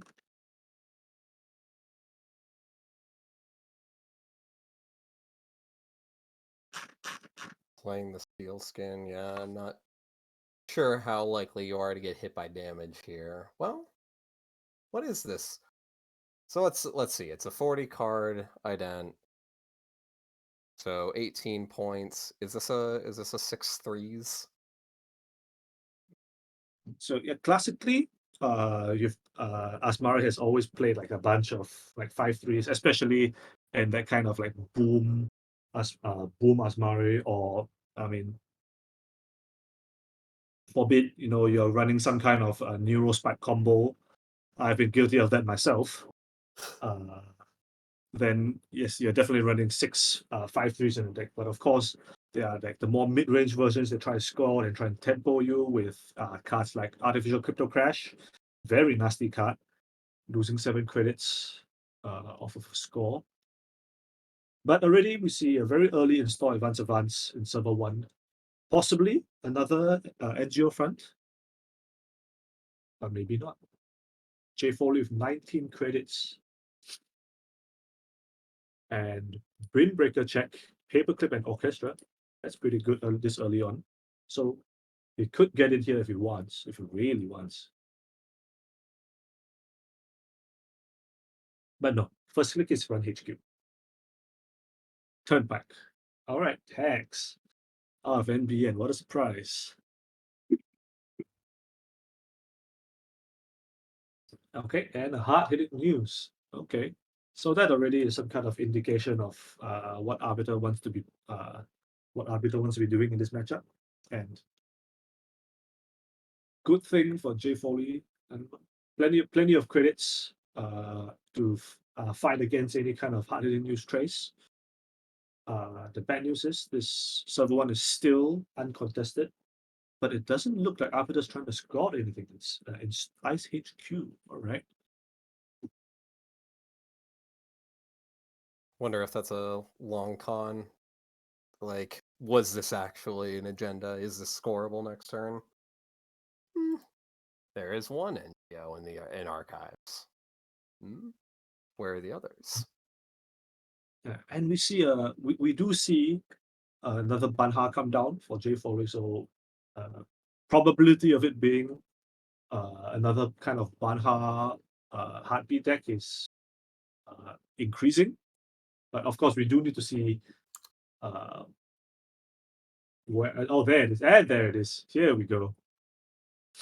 Banha heartbeat is online, and the good news for Hoshiko is that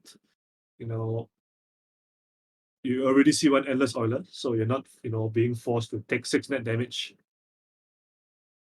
And there we go, the players in chat, similar list. Well, that's a interesting concept, interesting deck concept, and what a coincidence that these two players happen to be playing against each other in round 2. But that's the luck of the draw. Real quick, Ban Heartbeat. Okay, it's been great casting with y'all. I'm gonna hop off. Let's get this guy off the channel. Just like a cane that like pulls me off stage.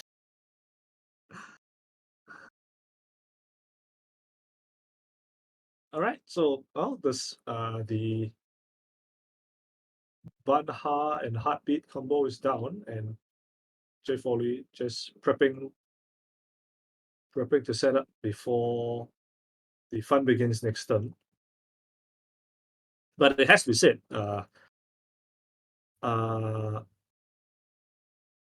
this Banha strategy is notably weak to what's going on here? Oh, okay. We got it is a crypto crash. That's cool. Okay. So it's some kind of fast advanced strategy coming out from Arbiter. So of course with the Vlad grid, you can kind of offshore your advancements on an earlier turn, and then and install advance, and without using a click, move your 2 advancement tokens back onto the thing advancing, allowing you to fast advance a 4-2 with no additional investment other than the clicks and the rest costs. Something that I learned just the other day, apparently, Vladislavsk is one of 3 advanceable upgrades in the game. Are the other 2 still legal? Okay. Let me try and figure out the other 2. One is Biovault. That is one, yes. What's the other one? It's some kind of it's a Jinteki card, isn't it? It's another Jinteki card. Oh man, I'm stuffed. You want me to redirect you, or It's not Jinteki. Oh, it's not Jinteki. I'll Ah. give you a hint. When you remember, it'll put a big old smile on your face. All right. I'm sure it'll come to me. For now, for now. All right. Oh, okay. Another card in server one for Arbiter, not advancing the Vlad grid notably. And Jay Foley seems to have kind of recovered from the Crypto Crash setback. Of course, having two liberated accounts does help a lot for that. But there's no clear target. There's no clear target for Huishuko right now. Server one is the target for Banha, but choosing to run R&D instead. No rest Outermost, no rest on the Botulus Ice, single access, Mavirus. Ooh, that's a big hit. Oh, that's Rough. How many got? that was 3 from Botulus, and I think it was 3 from Fermenter as well. Oh, that's rough. And this may give Arbiter enough tempo to try and push out another agenda or whatever plan he's got. And there it is. Install new remote and add 2 advancements on Vlad Grid. So we know it's going to be a minimum of 6 credits to for the entry tax into server 1 because of that endless oiler. And of course, Banha is always there for the first ice. But Jay Foley seems like he's not attempting to contest that remote, instead electing to run HQ instead. I mean, possibly we have some multi-access action going on here, trying to snap out a 4-2, and there we go. There we go. The twinning is in play now, and of course, getting that instant power counter off of a Paladin Pomo install, which means we're likely to be seeing a HQ run as a last click. Bold. Very bold, indeed, very bold considering. Oh no, it elects to last click draw. I was And gonna say slipping back. running into turnpike last click is a extremely extremely confident decision by the runner, especially with hard hitting news on the field. But Arbiter doesn't have an agenda, or electing not to score any kind of 4-2, just taking 3 credits, discarding card. Okay, maybe another window for Jay Foley. Another chance to get another power counter on the twinning. Install a card with Paladin Pomo, run HQ. Yeah, I think this is an anticipation of Vladisibirsk. Like clicking for credits, I don't think that if you had installed and scored, that would have put you too much in the hole. I think this is just like, hey, I have 2 advancement counters in the server over here. You're gonna need to come get it if you want it. Like, That's I mean, good shout, good shout. Although this kind of speculative, shall I say, Vlad grid pre-advancing, it does make it kind of soft to cards like pinhole threading. Although admittedly in Heartbeat Hoshiko, maybe there isn't enough space for pinhole threadings. And as a matter of fact, in the deck of the week, there was 0 pinhole threadings, which is fairly unprecedented as far as like Hoshiko decks go. Usually, you like to see those to contest like particular defensive upgrades, or keylinks or other problem assets you need to get rid of. we've But got a there we triple go. access here with a Bologna Triple- steal. Double Double! Bologna! Ooh. 6 points, 1 Double access. Bologna bonus. Oh, filthy. Okay. Well, certainly game point. And Silent Arbiter, from being a pretty comfortable position board wise, is suddenly Shout he's out to gotta think Vesper for about- the double Bologna in the chat.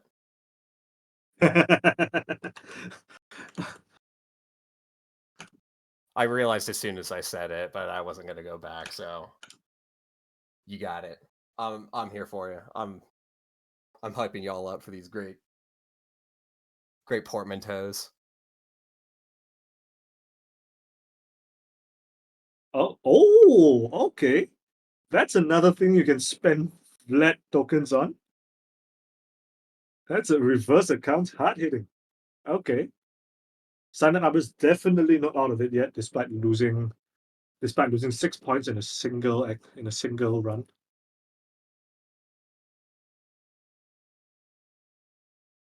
Okay, so Jay Foley, 6 points up to 2 for sure, but 4 tags, 0 credits, and a bunch of trashable resources. By no means over. Silent Arbor could still pull off a cheeky boom. Yeah, Jay Foley with 6 agenda points on game point. Arbiter with Jay Foley's 4 tags, also on game point. That's right. Just slam down all 3 Freedom of Informations. Click, install, and then score them all in one fell swoop. And rapid fire them off. Exactly. Okay. Dirty Laundry incoming. IP block was the discard. Virus also accessed. Don't think Jay Foley cares about that too much. And just installing the daily cast with 4 tags, straight up saying, I don't think you're rich enough to be able to take the tempo to trash my daily cast. But okay. Spin Doctor Res. Hedge Spin Fund. Doctor Hedge Fund, that's wait. Oh, didn't install the Spin Doctor this turn. Yeah, it was pre-installed. Okay, it does trash the daily cast. Okay. Calling Jay Foley's bluff, so to speak. And Bangha goes on as well. Okay. So suddenly getting accesses may be a lot more difficult for Hoshiko right now. And all 3 bunkers are in the bin unless he has labor rights. Oh, you're right. It's 3 Banhas. 3 Banhas all out. Okay, so this heartbeat is kind of doing nothing. Oh, of course, it does bear mentioning that Boom is technically not lethal on this board because you can trash your board to prevent damage, which includes meat damage, of course. So Right. So definitely not dead, but removing hit points is removing hit points, and I'm sure Jay Foley won't be happy to have to trash all his hardware and such just in order to survive a boom.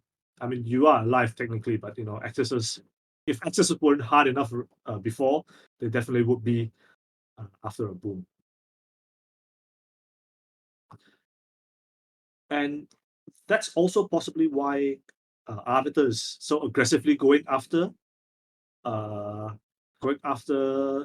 Jay Foley's resources, because he knows, in addition to being, things that stick on the board and generate value, they're also trashables, which means that they can be used to prevent. So any card that Jay Foley installs is technically 1 additional hit point. What? I'm sorry. What's this card? Hang on. We interrupt this broadcast. Oh well. Okay. Three access from HQ? No, nothing. 1 card from R&D? Nothing. Oh, that was spicy. Yeah, I mean, we were just talking about Jay Foley not being able to get any accesses, and here comes divide and conquer. Wow. Make a run on archives. If successful after accessing archives, access 1 card from HQ and then the top card of R&D. I did pull it up as breach HQ, then breach R&D. Oh, of course. Cannot access in the root. Just to clarify for that. Maybe, I don't know. You could have, I believe, spent is twinning. Yeah, twinning could have been spent on R&D as well. So Jay Foley did spend his twinning counters on the HQ access and missed on the triple access. And of course the R&D access missed as well. But still not out of it, and Arbiter still aggressively going after going after resources. Twinning hits the bin now as well. And Boom actually is lethal on this board because is it actually? Oh no, it's not because you can trash the Botulus on border control. So it's actually 4 installed cards on the board to prevent 4 damage as well as 3 cards in hand. So Yeah. Boom is not lethal.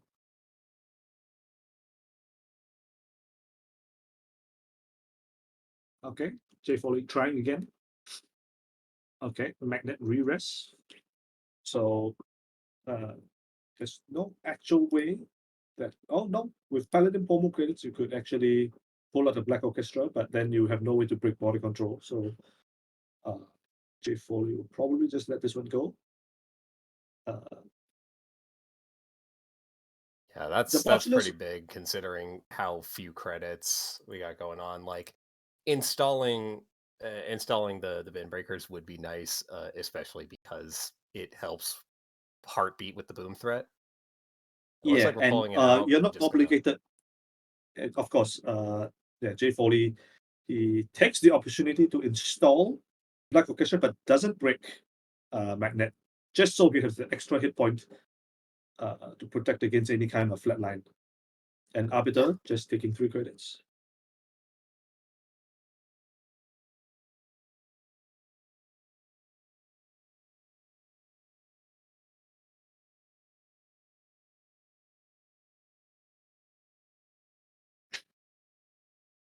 So this hippo card on J Foley's side, you could use it to trash Magnet, but probably not worth it given that you're losing 2 hit points on the board.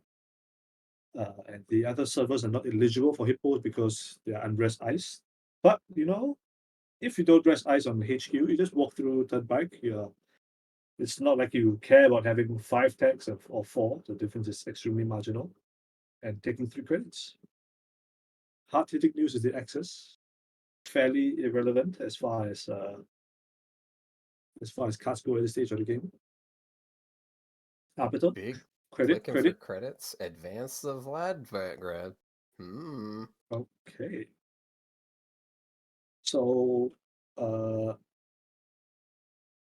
again, worth noting that if, for example, Arbiter has a Project Build in hand, you can go install an advanced build and then advance the Vlad grid. So you can still, with a single advancement counter, you can still fast advance a 3-2. Depending, of course, on what agenda suite is this Asmari deck, because from just the 2 Bellonas and 1 Crypto Crash squad, it's not clear what the game plan is specifically. But okay, J Foley trying again, another R&D access. Never mind. I'm sorry. I was going to say something, but I realized you were correct. I did not realize you do have to put one of the advancements on the Vlad grid to be able to have 2 to spend. I missed that part. We're good. Okay. Oh, and there it is. Single access finally gets it on the office.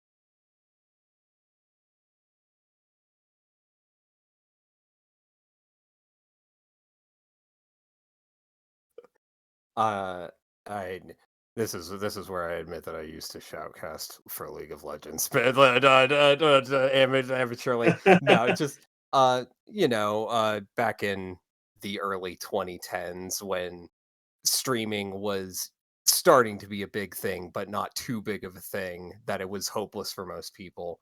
You pick up a little bit you pick up a little cheap equipment. This is actually still the same snowball that I bought back in 2013. Um, so shout outs to Yeti Blue, whatever the company's name is. I don't know. They're not sponsoring me. I don't care. Um, also theater. How many all y'all theater kids, come on. Please don't let me don't let me feel alone here.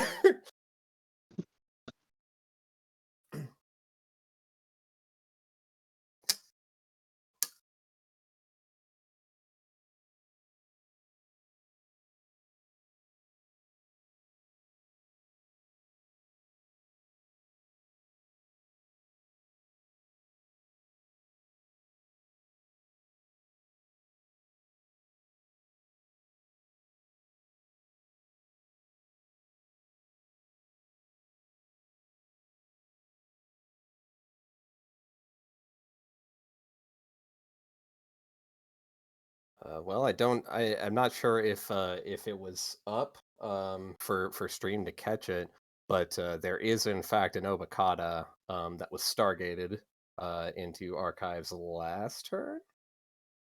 So we got three Right. just kind of chilling there. And Vientiane in sitting on 2 counters, but we have the marrow plus the core And damage. it is worth noting it is a marrow out of Hoshiko and not Essa as you would normally expect. Yeah, And that's an interesting choice. I'm wondering if you expect just like a lot of sports, really fast scoring, and just but no, I'm wondering what this choice is. I think it's interesting, and especially we have Vientiane here. There's obviously the ask for greater hand size. Oh yeah, there's a card called Boom. That's also. oh yeah, yeah.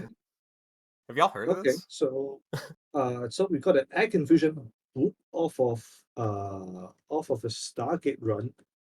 Thimbleweed was trashed.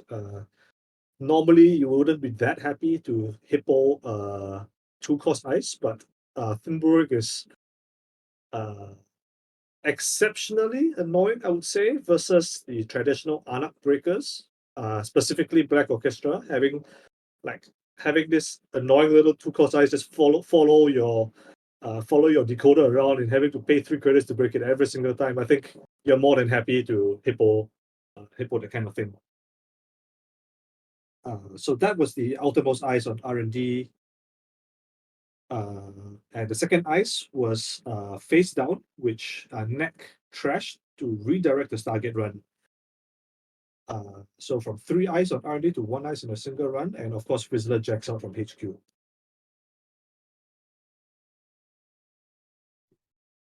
Okay. Stealing an avocado is going to be a problem, though, with 4 cards. Well, it's not PE, so it's still possible.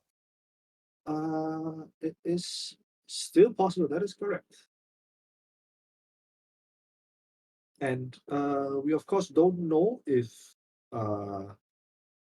Hoshiko is running any kind of labor rights for card shuffling. But we do see Katoga breakout and diversion of funds. That's pretty aggressive. 2 diversion of funds even. Yeah. That's 10 in influence the right heat. there. Where else are we going with it? Just the third diversion? Mhm. 2 installs on R&D and another anemone. Ooh, that's nasty. Well, Down there to, goes Avocado. there it goes. Oh So well, we hit the steel skin, so we get to draw 2 cards. There it is, the third doof. All 15 influence. uh I was gonna say that might be the first one we saw, but then I remembered that we literally saw the Lou trash all cards. in handed deck. Yeah, get the doctor out of there. It not really doing much for your hand size, but eventually, like, you got to do something about the walls closing in there. Yeah. I mean, speaking of walls close again, it's an install advanced server one. I mean, you have to imagine this is the Opal right? After demonstrating that, um, well, Hoshiko was currently, I say, unable to steal any kind of Opal but correct. Frizzler just chooses to go back on Stargate.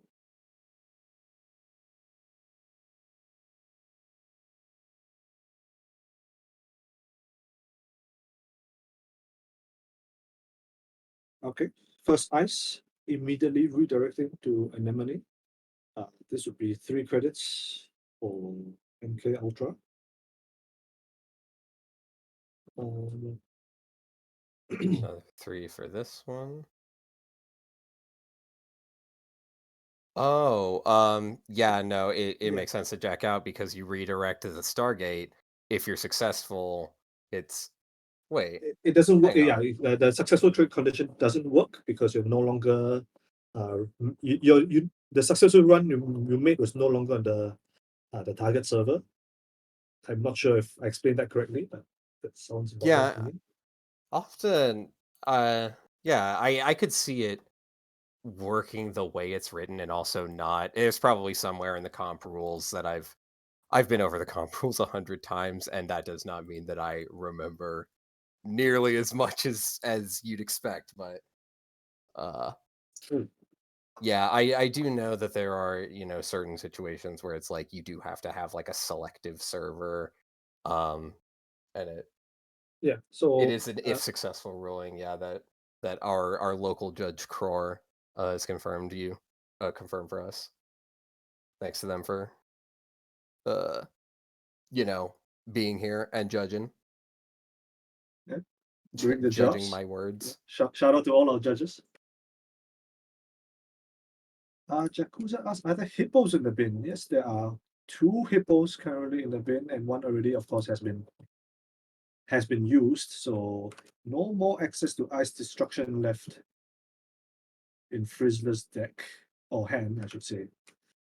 But looks like Neck is finally out of ice to put an R&D to redirect. Oh no, there it goes. Nope. One more. So that's at least one more turn of no Stargate option for Frizzler, but that uh, well, you are kind of just buying a click, buying a turn with a click. But time and round has been called. Buying a turn, and 1 turn you shall receive. Okay, so final Stargate of the game by Frizzler. So what needs to happen here? Frizzler needs to see 5-3 that isn't Obokata Protocol, and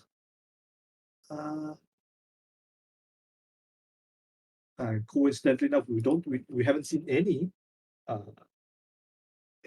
any of that sort of bacterial programming or send a message that you would expect out of a Egg Infusion deck. Okay, so the book happens, and now where can you get accesses as Frizzler?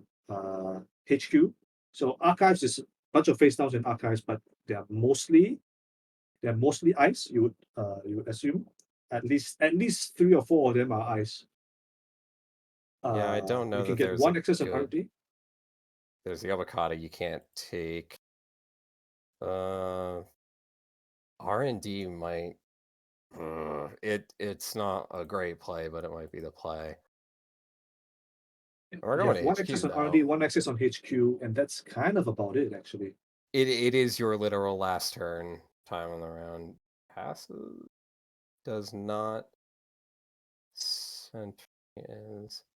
I feel like you could have paid to commit to that access. Maybe I'm not sure. There may be some grander schemes.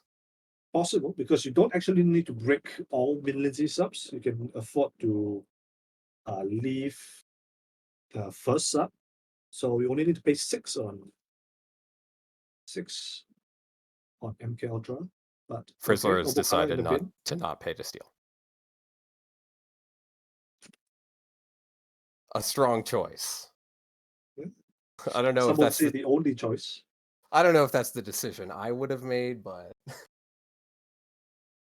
So you do have one click left between HQ R&D, and Frieza does decide to go on HQ. I probably the choice is academic, given that it's impossible for Neck to score in the next turn. So this is just purely for the chance of sniping a 5-3 that isn't Obokata. yeah, Nax got the point advantage, so he literally doesn't have to do anything next Yeah, turn. exactly. And Frizzler access Hansa review, and that's all. That's it. That's all she wrote. Neck just clicks for credits 3 times and wins the time win. Plunderbird is asking in the chat here, why concede when you can fry yourself on Obokata to advance concede? And I think the answer is it's not allowed.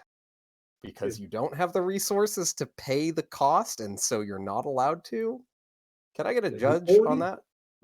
I believe the only time you're allowed to advance concede on Obokata is when you have 4 cards exactly and you're And running PE. against PE. Yeah. Yeah. So you will kill yourself. You will flatline yourself honorably if that's the decision you prefer. But if you have less than 4 cards in hand, you are not allowed to pay to steal Obokata because you're unable to pay the cost.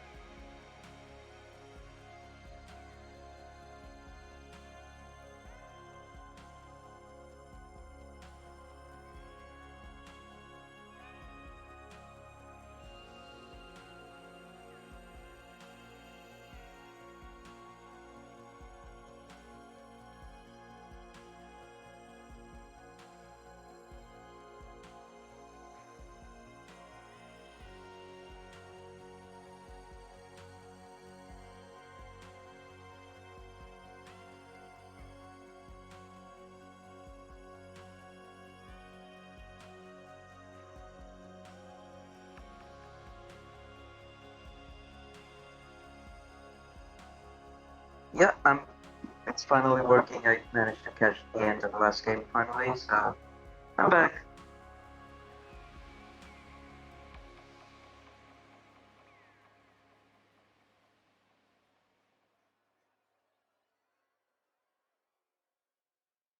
Yeah, it is 6:29 p.m. where I am right now.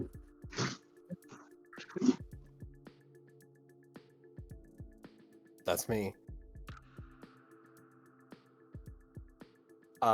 Okay, so my one of my friends was playing the famed psychological horror game Bugsnax, just streaming for her friends, and I was sitting around and we were just talking about Bugsnax. And then we talked about bootleg Bugsnax, and what would the bunger from Bugsnax be if it were a bootleg called Snack Bugs? And the answer is someone called Ham Space Burger, like first name surname. And it looks like this monstrosity that as soon as I was done drawing it, I was like, wow, I watched a lot of Homestar Runner, I feel like. I can't explain it, but this is really giving me that vibe.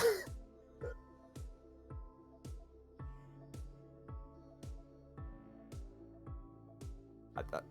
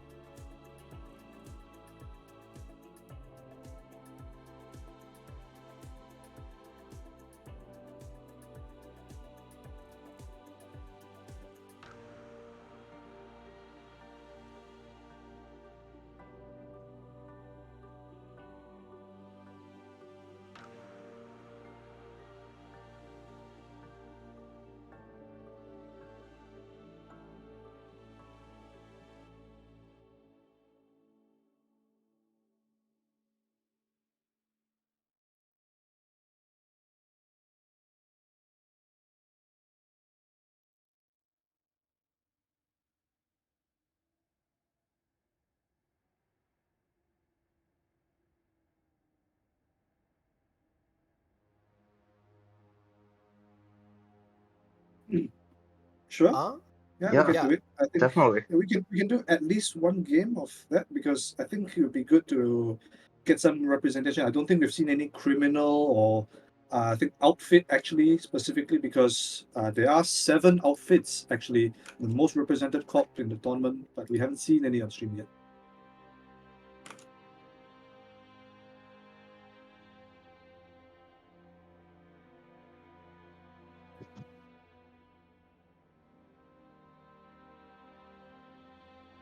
We've watched both Reyna and Tempest. Tempest at least partially. So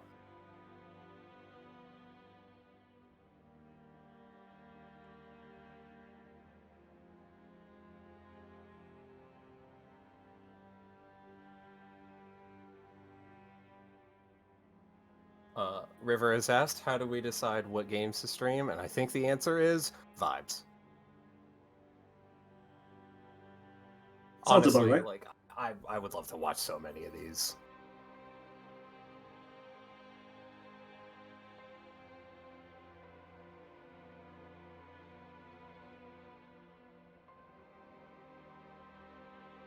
Right.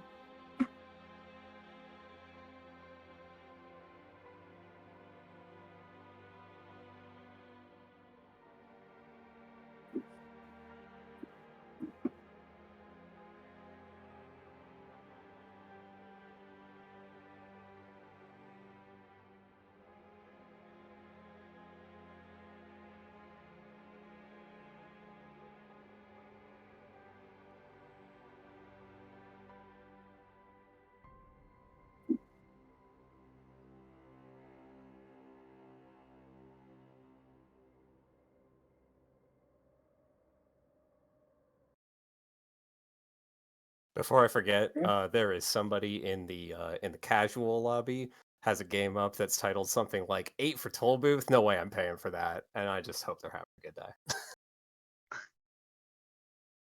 Shout out. Right. So sports medal versus Hoshiko. So we did see Reina's sports medal in round 1, I believe it was. Versus uh, versus I believe it was the Nova, the neutral runner, and Yep. that was pretty tight. But now Yeah, of and I think course on the back half of round 1, we caught Tempest finishing up their game 2, if I remember and correctly. I do believe so, and that was with this Amakua Hoshiko Against as well. River, And yeah. and was it? And I do believe this is also the Anus informant. I do believe it was. That's Yeah, I think so.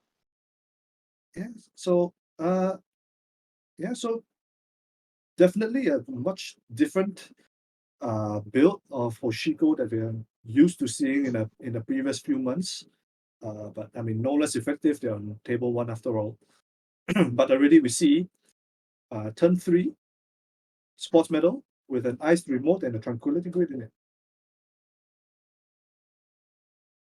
And yes, this is the one on Aeneas Informant.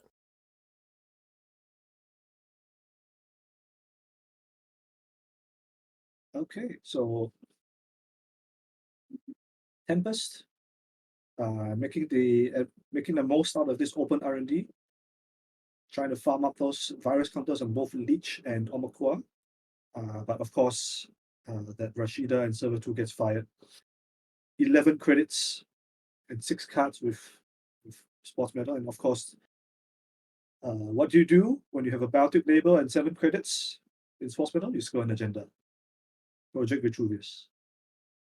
3 points on the board for sports medal already. Well, I guess the onus is on Tempest, make something happen with these virus counters. And let's see what they can come up with. What do you do when you're sports, when you're on 7 credits and you have Biotic and a 3-2? Well, it turns out you're spending 5 credits. Well, actually, it turns out you're spending 3 credits. I was talking That's about pretty. how Biotic a 3-2 for 6 credits was good in Mirror Morph. Why don't you just Biotic for 3, like a good play? Yeah. Sounds about right. And I mean, if you want to be even more obnoxious about it. You can even make money off of scoring a 3-2 if you have Audacity in hand, that kind of thing. Oh, what is this? A double install in server 2? And eyes on R&D. All right.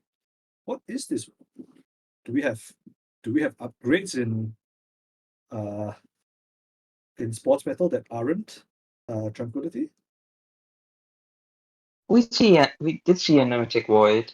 Oh, and there's the Mullers. We saw Varus very briefly.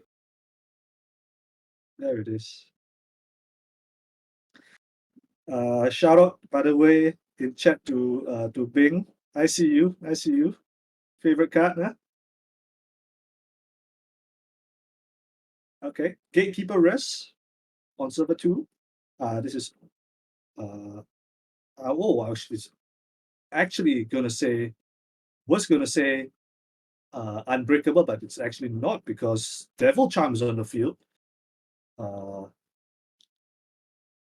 And which means that, Gatekeeper going to exactly 0 strength, still able to be broken by 0 strength Armor Core. Very nice interaction there, and the Hippo on top. So Mega Pre-Qualifier gonna be stolen. Okay, 1 point to Tempest, but I don't think Reina's gonna be too unhappy about that. You don't never score the first Mega Pre. Never, don't do it. Notably though, leaving the Tranquility Grid in server 2, so Reina has the option to continue building back that server if she so wishes.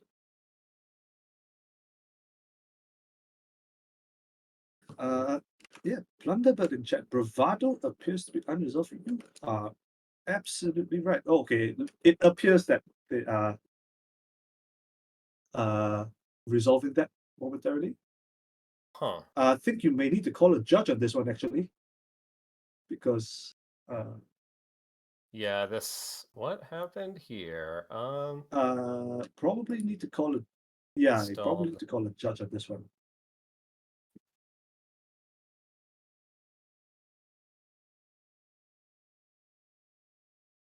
Yeah.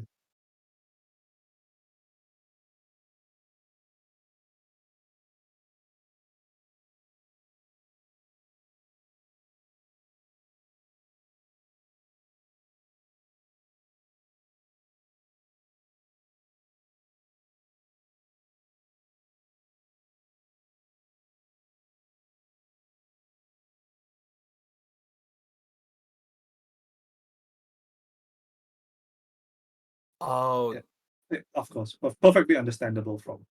yeah, looking back at it, the Bravado was played, the click was undone, and then the run was just made as a basic click.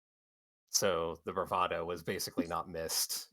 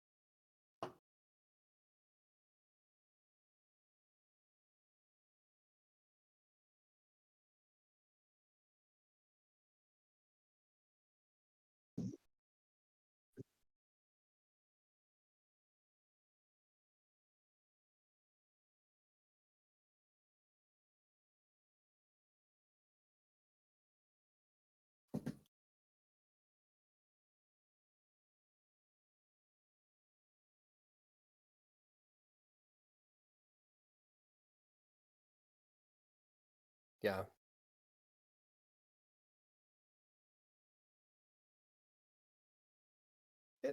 Yeah, gotta just to take a second again. The JNet devs are are one of the core reasons that the game is allowed to exist. I don't know what JNet was like, back in the pre-NSG days, but for being a labor of love, just a project by people who want to keep the game alive and have an easy way for people to play it across the globe without having to fly to Canada. Like the fact that everything works as well as it does is so incredible. Like bugs are in every software. Like you said, it's unavoidable. That's what the undo click button is for. You know what happens in other unnamed, unspecified, legally careful card games on their digital interfaces? You misclick a card, that's it. Good luck. Concede the game. Go to the next one. You're grinding ladder, who cares?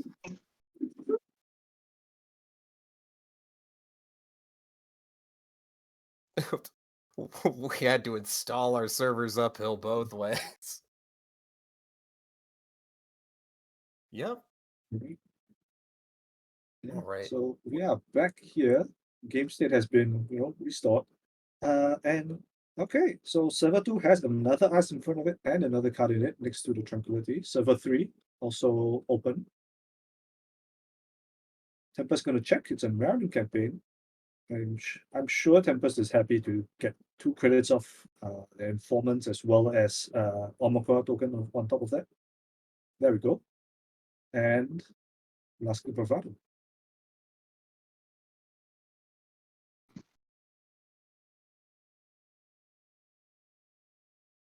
Yeah, I think Ennius Informant really. I think just having your goal be to touch a card, that's such a natural fit. I think because you want to keep as much of shojo up as possible. So while you're doing that, like why not get paid for your troubles? Yeah, yeah, that's a good shot. That's a good shot. And I think worth noting, and furthermore to the fact that that Tempest doesn't seem interested in trashing any of this stuff unless it's really necessary, such as that that Rashida that just got sent to the bin. Uh, it's important to remember that there is a virus in archive, so it's not possible actually to farm any Amakua tokens after like off archives now. So it does behoove Tempest somewhat keep uh keep an open server around just so that you can get your virus counters back after a purge or something. And I mean, at the same time, why not just make 2 credits a click while you're at it? Yeah. I'm enjoying the thematic imagery of these people who like you just keep on telling them that like, hey, they're planning a Maryland campaign over here, and you just tell them that multiple times a day, and they have to pay you every time you do. Okay. So that's just Big, 2 runs, 3 points for Oh yeah, Hoshiko. big back to back. steals. HQ's wide open. So let's see, we've got 2 Elivigaos, got the Mega So Pre, 2 more of those probably. And then 2 pointers beyond that? so 1 Vitruvius and of course the Luminal. So 1 point 4 short, I think.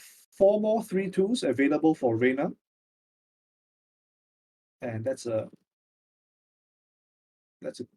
draw for draw of Tranquility. Very nice. Choosing to take the draw over the 2 credits. And first click run, server 2. That is why not?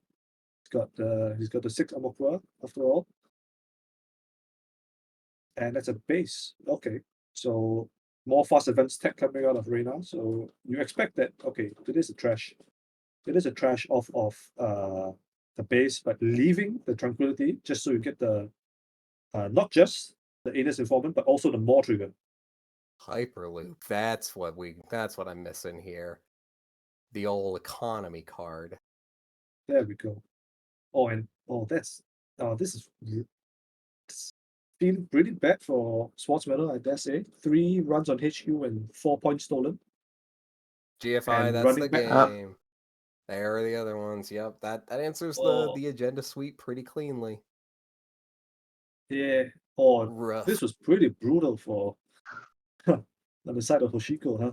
That's just run HQ, score agenda, HQ score agenda. yeah, going like having the this is the flip side, right? To playing the ones and the twos is just like a lot more often you're just going to get hit by the incidental accesses, right? And I feel like that was a lot of what happened. There was a decent amount of HQ, there was a little bit of flooding going on, just by the number of accesses that happened in the last two turns there. But Yeah, good and games. sometimes the sports metal draw two saves you, but sometimes it just digs you deeper into the hole, and Mhm. that's just how it goes. And I mean, when you're in 15 agendas, that's like 1/3 of your deck is just agendas, right? Yeah, just shy. Well, yeah. all right, so we are back here again. Jinteki PE versus ESSA. We saw the ESSA again earlier in round one, and looks like their Tempest has kept the opener. Rena Mulligan, okay. So draw Ice HQ for PE. And I mean, generally speaking, against normally against Anax, icing HQ against traditional Anax, I should say, icing HQ is not that much of a priority, or at least on the very first turn of the game. However, SR, of course, is notorious for sabotaging, playing Chastushkas. You definitely don't want to be hit with a Chastushka on turn one. Stargate on turn one, though. Sometimes opponent must hold that. Oh, that's Vientiane a getting trashed, and then Waroid and Hooksai on. Okay. Starting off with a And lot of info. sometimes, yeah, sometimes when you ice HQ, you just get Finality or R&D then. all right. Okay, so installing a card in R&D, you have to imagine. Oh no, it's actually yes. Could So be the Waroid. yeah, War Tracker does trigger off of Stargate, so that's an interaction that's worth mentioning. So uh, Uh, if Reyna actually Stargate's R&D with this Warhead up, she could stand to lose a lot of the board. just to acknowledge, Captain Isis saying it could be Hooksai. The one that we saw at least was on top of R&D. Could be a different one. So yeah, still a different option, but that's why I said Waroid instead.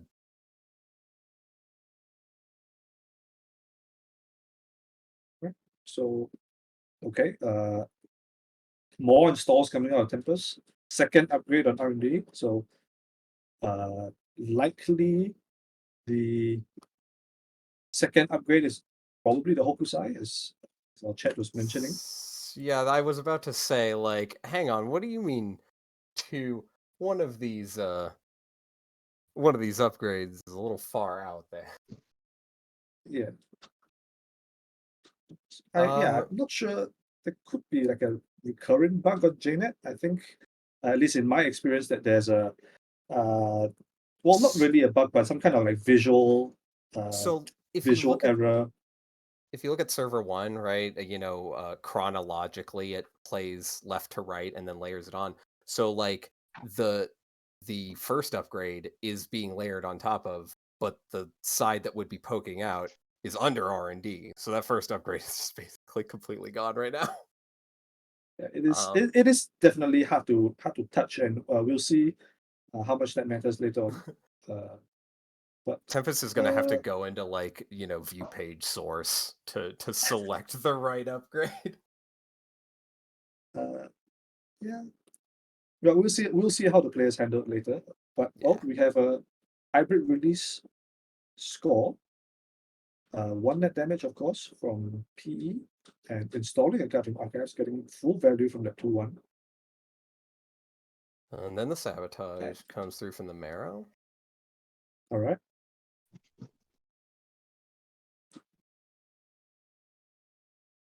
And lastly, it's install. Okay. Just straight off of R&D. Want to keep those cards in HQ. Don't want those to be Or wasted just draws. or just have spin doctor, maybe. Yeah, server tree could very well be a spin. Oh, there goes a Rashida.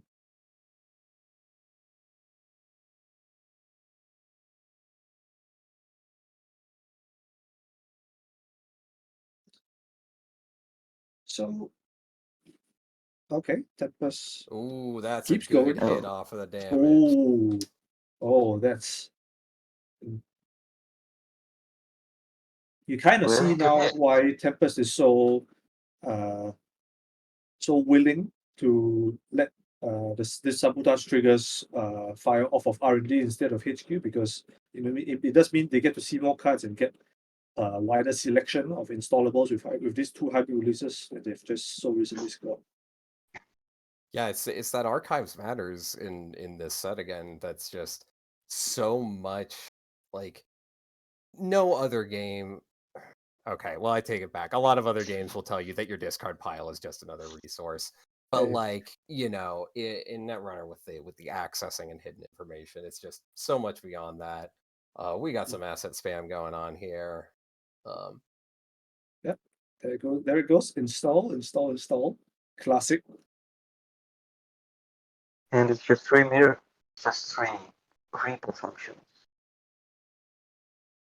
Yeah, Reaper function's a good shout, but of course, Numero is set up on the runner side, so hand size 07 is hard to punch through just with Reaper functions. You definitely need some kind of aggressive net damage in order to set that up. On a condenser Oh. lens. Okay. Ooh. All right.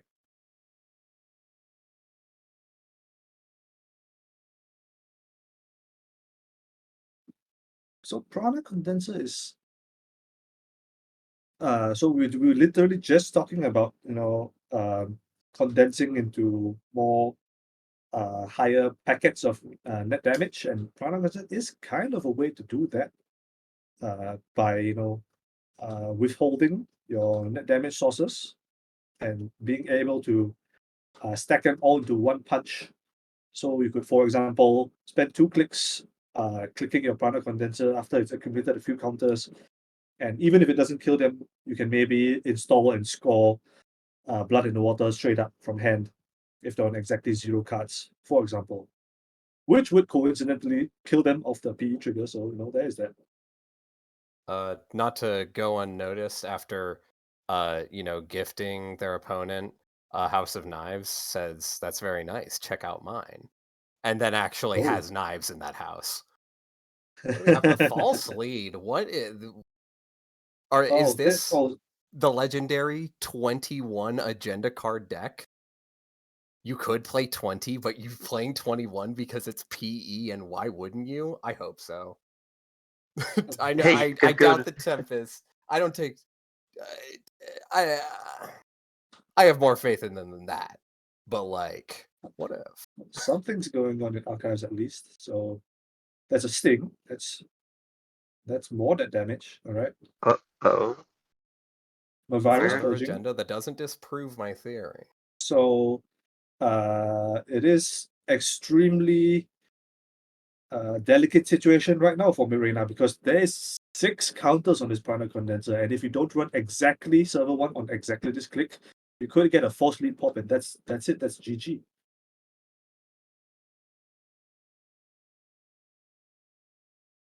What is Rain going to do?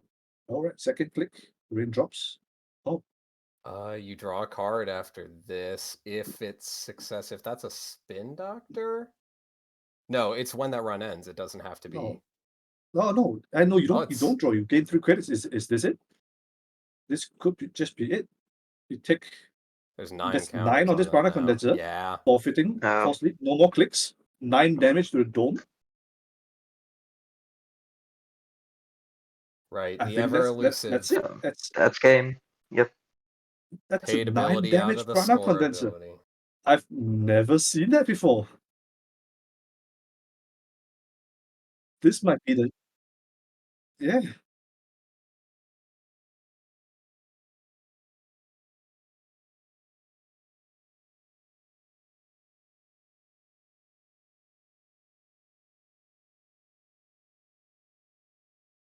It's have you ever listened to the dial-up sound slowed down to like 1/9 of its speed? I imagine kind of like that, but like very loud and blowing out the speed.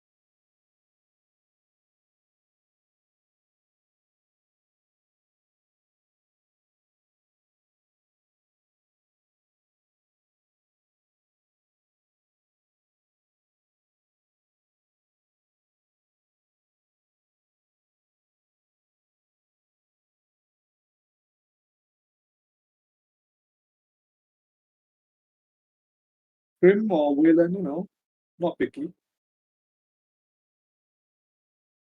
Yeah, there are a couple of people playing some Wayland decks in this event.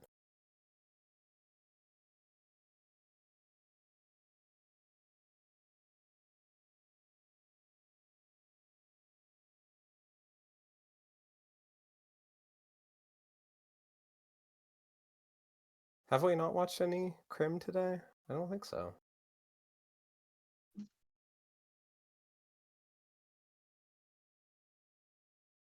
Oh, this reminds me. I would like to formally apologize to Captain Nice because, as 100% of the Sunny fandom, I absolutely obliterated them, and I apologize for that.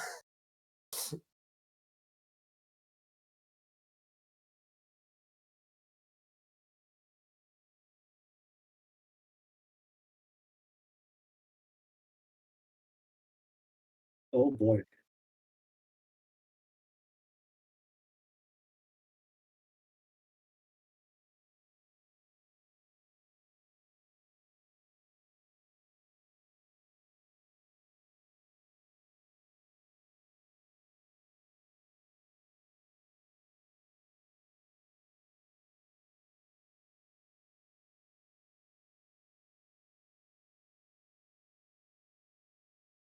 To game match 3. Okay. Yeah, so let's see. We're starting off with the Wake and a big ol' server overwriting a wow, things are happening here. Overwriting a spin doctor so that you can install the takeover and trigger the Malapert. Um, that's aggressive. Op really likes Oh, and to I think Audacity is extremely aggressive. yeah, this canonically, this is very, I think, in line with Op. Like, this is kind of what if Super Deep Borehole were a card that you could actually play and win a game with. That's what this would feel like. Is just like, let's just go through the resources, trash them. Who needs the spin doctor? Whatever. I gotta tutor up my card that's literally called Audacity. Indeed, of course. And okay, so I do note that there is I think as we were entering the room to game, there was a diversion of funds that was attempted on HQ with a boomerang involved, and of course, uh, I do believe a border control was raised and fired to end the run to get this Afsha out. And in the meantime, in the real game, we have an Oaktown renovation with 2 counters, install advance, of Sandstone. course, into a sandstone. Oh, Nope. that's a nice one. Finding the second boomerang by loss, breaking the sandstone, of course, stealing these 2 points, and while we're at it, you want to get rid of this Malapert? Of course. Okay.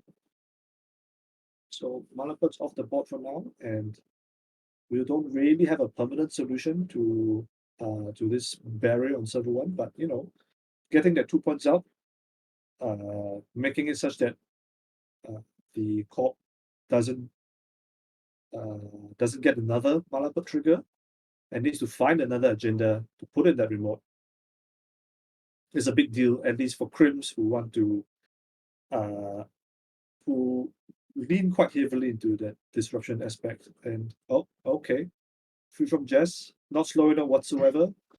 another install advance, basically saying, don't believe you have another solution to this sandstone. But here we go. Tycoon. Just gonna Alright. punch your Oh, head up interesting. against that sandstone real quick. Okay. Wow, yeah. that easy. Okay. You can have 2 credits. I'll take your agenda. 4 points on the board now for mine.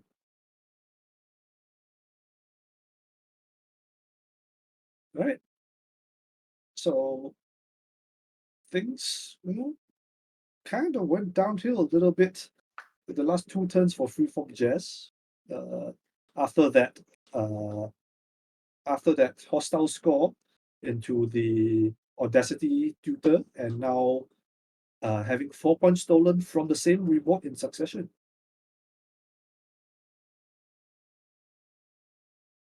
Yeah, I'm not sure about jamming the Atlas behind the sandstone as well. Maybe it's for a lack of options. I don't know. Tycoon just got installed, right? Yeah, this turn. So couldn't respond to it. We are trashing that with an extract. Oh, that's interesting.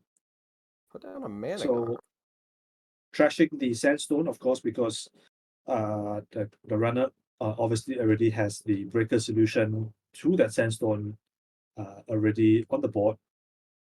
But of course, you probably need to get some kind of protection. There we go. Another ice protecting server 2, and another card with that skunk works in the same turn. So Freeform Jazz, 4 points stolen over 2 turns, and he's just saying, uh, "This isn't going to slow me down.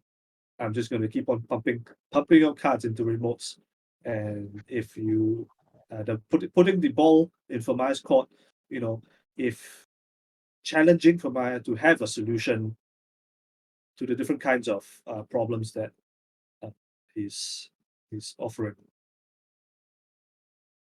I mean, again, just story wise, very, very, I think thematic. Just not just pushing forward again with having things trash. Both in terms of like story and mechanics with the trash heavy. I am reminded. I have to. Where are export and excel? Where are those cards? All right, extract is in the title. Where's export and excel? Sacrifice, audacity, and success. Those all exist. Where's export and excel? Those are for Jemison, I believe. Yes. Those are the words of House Jemison. What are the words of House Orb? Extract, export, excel. That's Which right. 2 of Oh, there we those? go. Oh wow, we are. Looks like a ASF protocol. All right, cool. So, of course, ASF as a 3-2 agenda, Wayland having the faction with the most number of 3-2s in the game. But of course, the downside of ASF is that you need to trash a card in order to score it. But of course, in Orb, that's more of a side grade rather than a downside, because you can turn your cards into other cards, and in this case, you can turn Afshar into a Formigry, which is going from a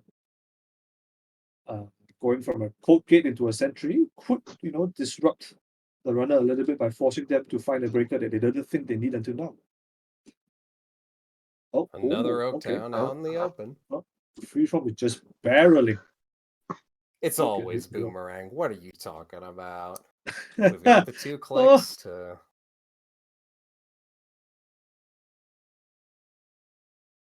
Is it worth resing? It is. Is that a? Oh, that's that's rough. not good. that's the So choice. he doesn't have the clicks to pay for this. Yeah, At least not after either. he only has 2 clicks and 3 credits.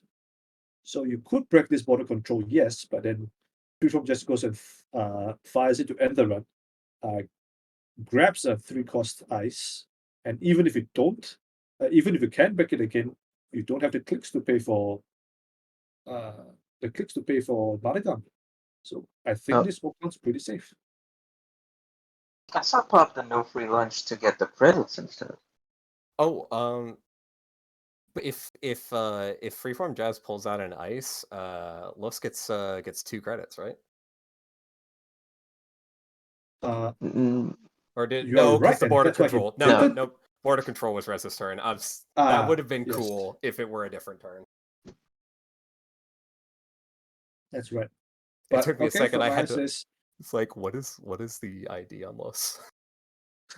What's that ability? Who is this? Who's this guy? so yeah, so you are right actually that for my could have popped that no free lunch to steal that, but that would mean going down to exactly 0 credits and not being able to trash that Skunk Works. But then again, it would have been on 6 points, so maybe it was a worthwhile trade after all. Yeah, I could definitely.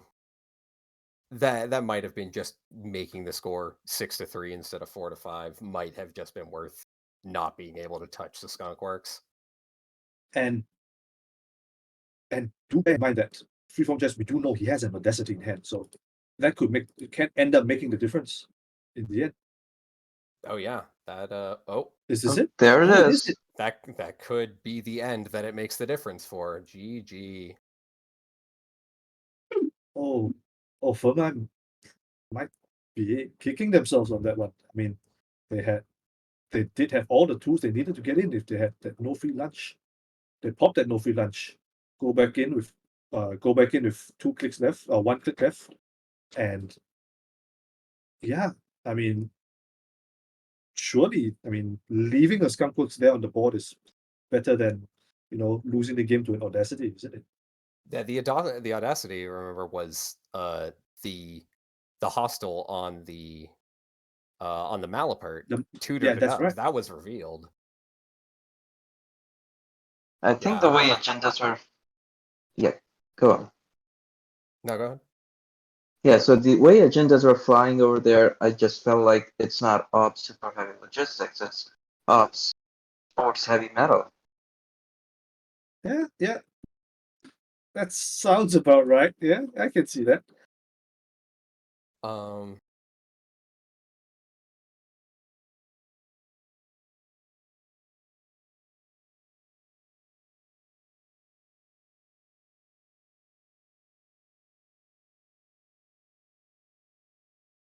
All right.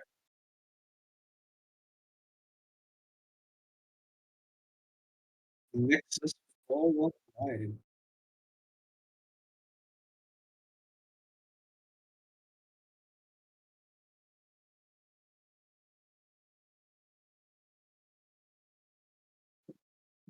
Yeah, Oh, I love yeah. security nexus in 419. I will be honest with you guys. When I woke up this morning, I did not expect to have Prof. DeVos Consulting Tower of Power on my bingo card. There's 4 unrest ice on server 1, 4 counters on ice number 2.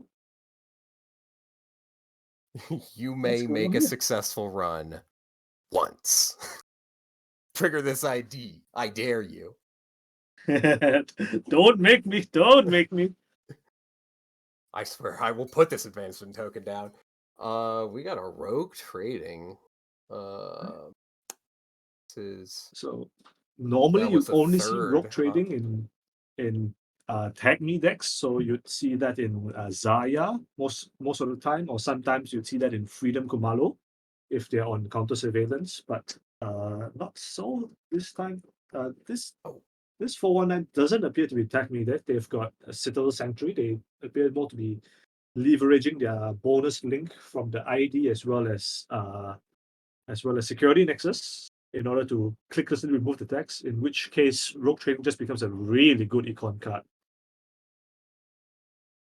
I'm reminded. I looked over at chat, and Aksu reminded me of what I wanted to say about no free lunch. So when I'm playing in person, I will always like run through all of my installed cards and like think about all of the implications of every single one of my plays. When I'm on JNet, it can literally tell me I have an unres DBS and I will forget. And then I will go for the next 3 turns, continuing to forget to res it and pretending like that was my plan all along. The digital artifaces,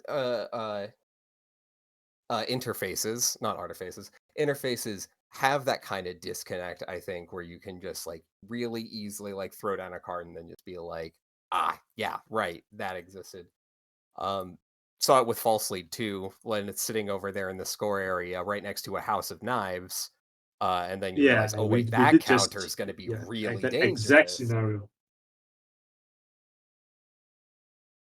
Yeah. Anyway, so wave rest against 419 here, and Geomatics was of course contemplating the use of the security nexus and indicates that nah, it's okay, you can just go and fire that, gain 1 credit. It's cool.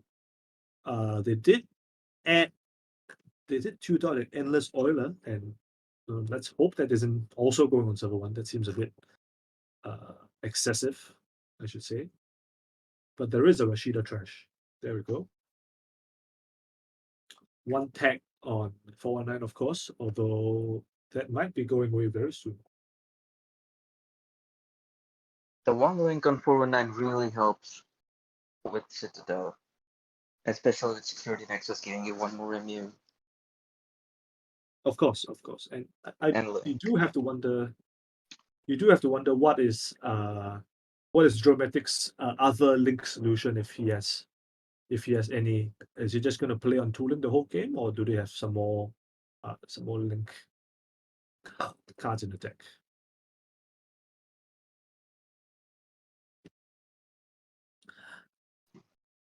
But anyway, there we go. Last click dirty laundry on R&D.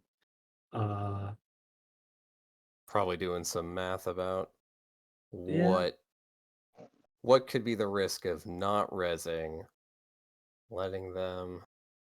Oh, let me just point out here, Herald that's currently being encountered.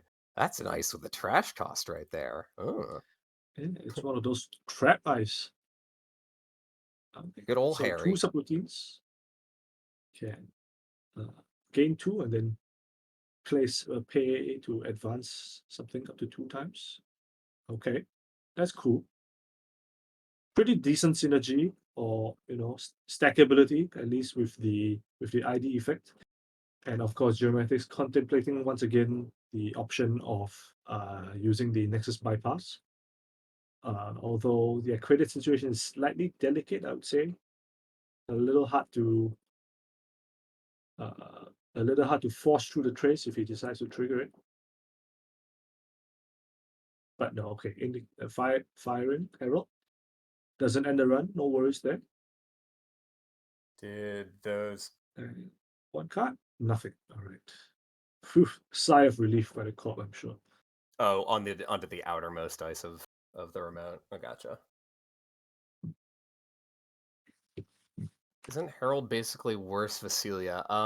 The one main thing about Herald is that it's encounterable when you access it.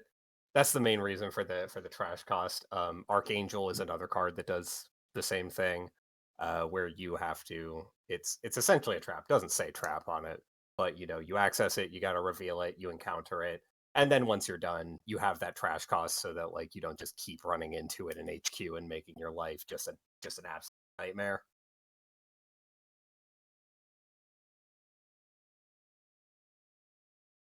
As for whether or not it's better or worse,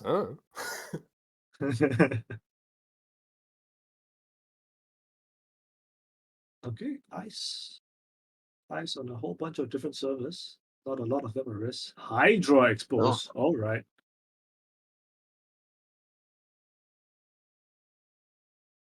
Luckily, you have Security Nexus to bypass it instead of breaking it.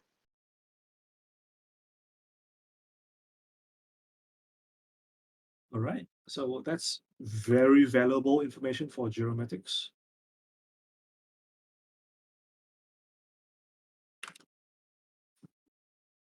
And what's the play now? 5 points up, 8 credits.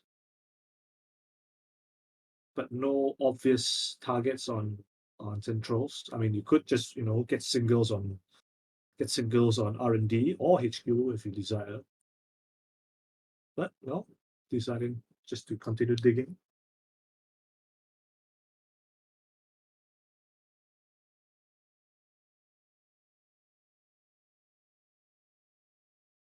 Despite the corp looking really well set up right now, the runner definitely is way ahead. So this can still go anywhere. Yeah, Yeah. okay, dirty laundry. I'm trying to think Uh, of do people play post truth dividend? Does the 2-1? Like is there actually 15 minutes is standard legal still, isn't it? yeah, it Yeah, is. yeah. Okay, so there is a chance that like an agenda is not the winning one. That is very true. Okay, well, the Nexus Trace fires on Arcade. One of the ways you can bypass the chunk of his text that says, you can't break more than one sub, just bypass it. And Red Ooh, Planet Couriers spicy access. card. Okay, that is a game plan. This is the deck I tried to play for Crown of Servers at Worlds. I'm rooting for Essex. I'm sorry, Jiro. I gotta go with Essex here. So, The how spice. many counters do you need to get a 7-point build? Is it 13, I 13. believe. 13. 13? And he has 12 on the board now? That is correct. Do have to Okay. be able to install it. So you need a build, biotic labor, or some kind of free install. And you need one more counter. One more counter, and that's 9 credits for RPC plus biotic. So that's it needs 9 credits and one more counter. So despite what it looks like this board state with Jiro being 5 points up, this game, if Jiro doesn't get another 2 points worth of excesses, this game should just end in a flash. Is there a biotic that was seen? Is that confirmed, or are we Nope, there's speculating? no biotic scene yet. Okay. Not a lot of influence, so still possible. It's 4, I think, per 4 influence for biotic. I think so. Yeah, biotic's 4, RPC's 4, and of course you've got an arcade on the table as well. And a wave. Yeah. Yeah, wave and arcade for 3. Okay, Amina hits the board. Okay, that's a chunky decoder. This Herald is gonna be a little bit more of a liability now, actually, because of the fact that the the runner is gonna siphon 1 credit from the corp whenever you break all the subs on this code gate. So going back down to 8 credits. The upside is, of course, that you are Done Oh, with the game. never mind.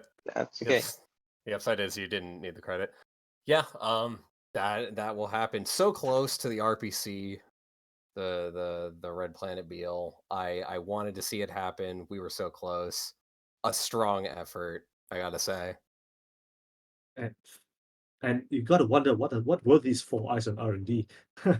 It's a Advanceable. That's all you care about. And maybe a couple of other Akets, maybe Mystic Chesvo. Who knows? But the main problem is if you're not playing the biotic, then you have to be able to defend it. And as Vesper for points one out, turn, in order yeah. to defend it, you have to be able to pay to res the ice. And if you're going to do that, you better not go below the 5 credits you need for RPC.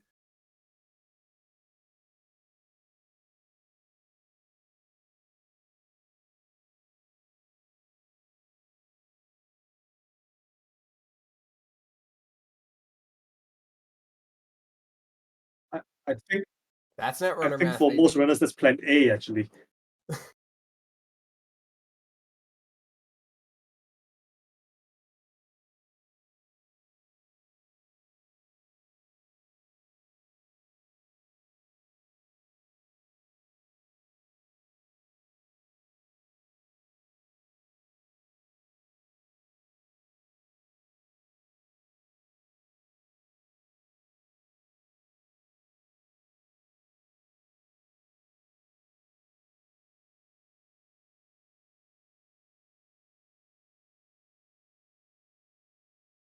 I am.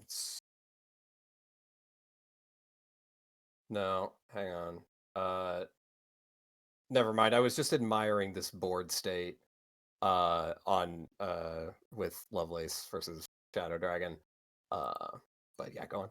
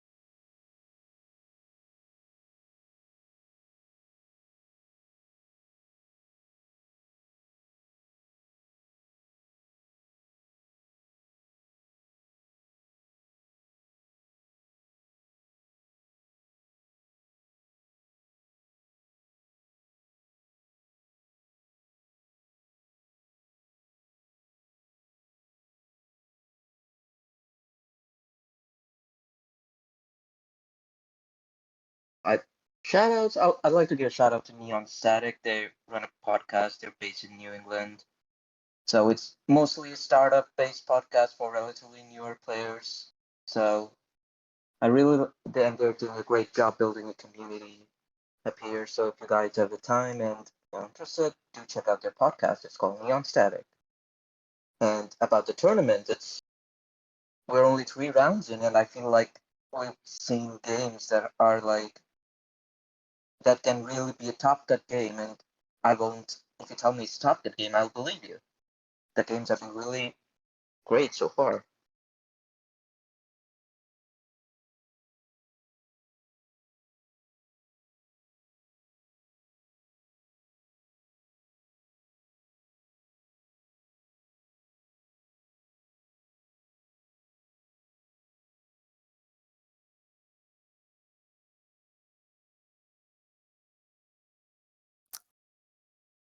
Um,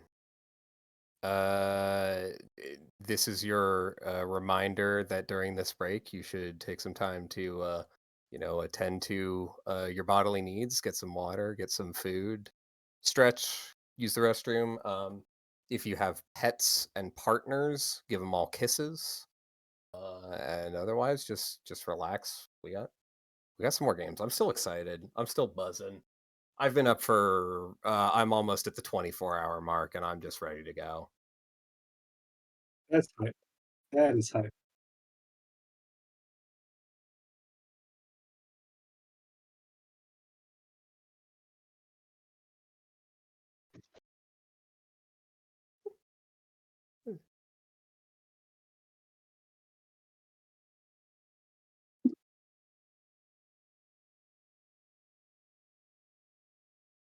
I guess I have two particular shout outs to two of the players in this event. So firstly goes to L. So as I mentioned, I'm from Singapore, and L is actually from Korea, and uh, I mean the the local communities in like these in our like East Asian and Southeast Asian regions aren't like the biggest, and I think it's very commendable of people like L to keep like the Netrunner game going strong and alive, like in Korea, which time zone wise can be quite disconnected from the like, main communities in Europe and the States and America. yeah, so shout out to them for keeping the game alive in the country. And I do believe that they won like a local startup event not that long ago. So that there are enough players in the country to to sustain that kind of event, which is a great, and I'm sure it's no small part due to their efforts. So that's my first shout out, and second to Armin Firecracker actually, who recently last month I was on vacation in Germany, uh, and Armin was very kind and very kindly organized day for me to meet like a bunch of the Munich Netrunner crew, which was amazing, and got to meet a bunch of new people and play games with people I'd never seen before, which is always nice. And it does give that vibe of even though everyone around the world is living all around the world, uh, it's great that we can find like opportunities like this, and any excuse that we can get to meet new people and play Netrunner with them. And it's great that this game gives us the opportunity to do so.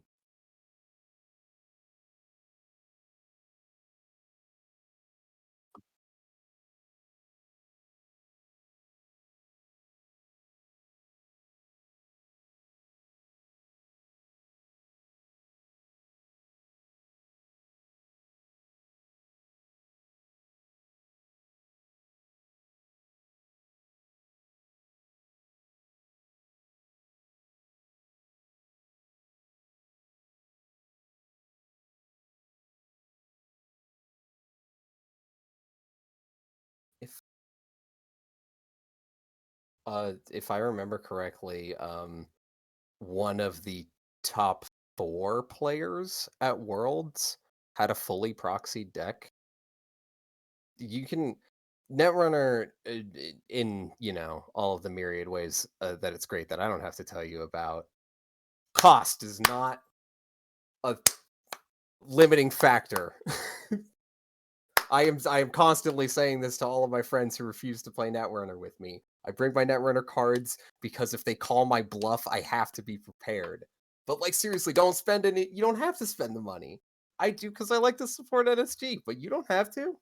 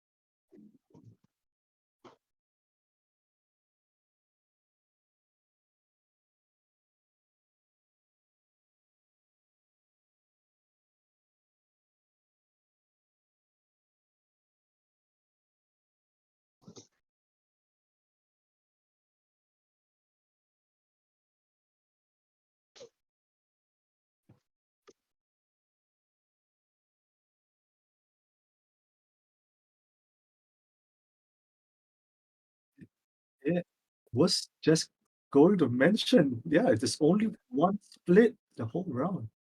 Never seen this before.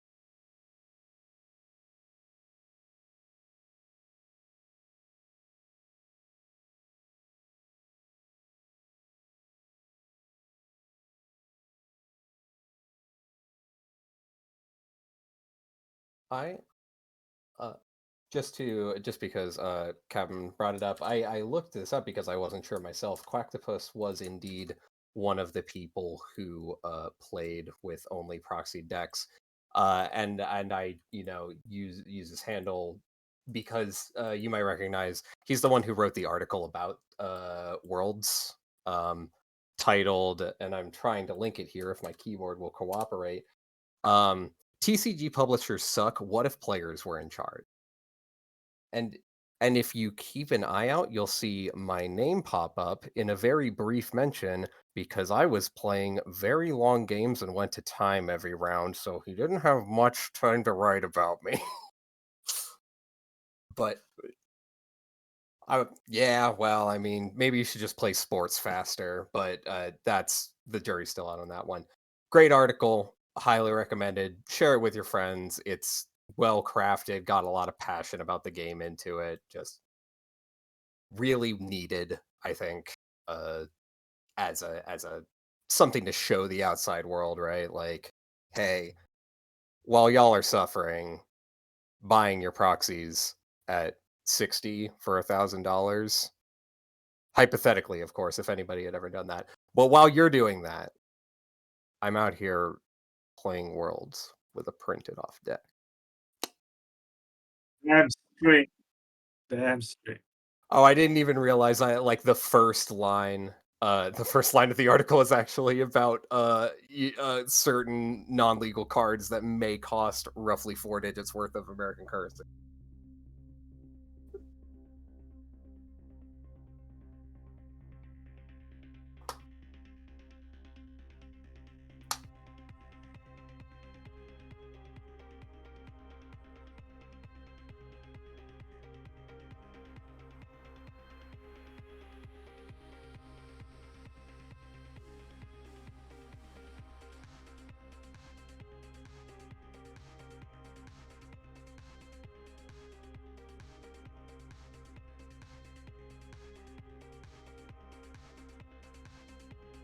Yeah. Hydrate, masticate, pet your pet hate. But it's pets. Go to the expect that bathroom. If you are hungry, you can eat something. If you were hungry, you can eat something. That's how it goes, right?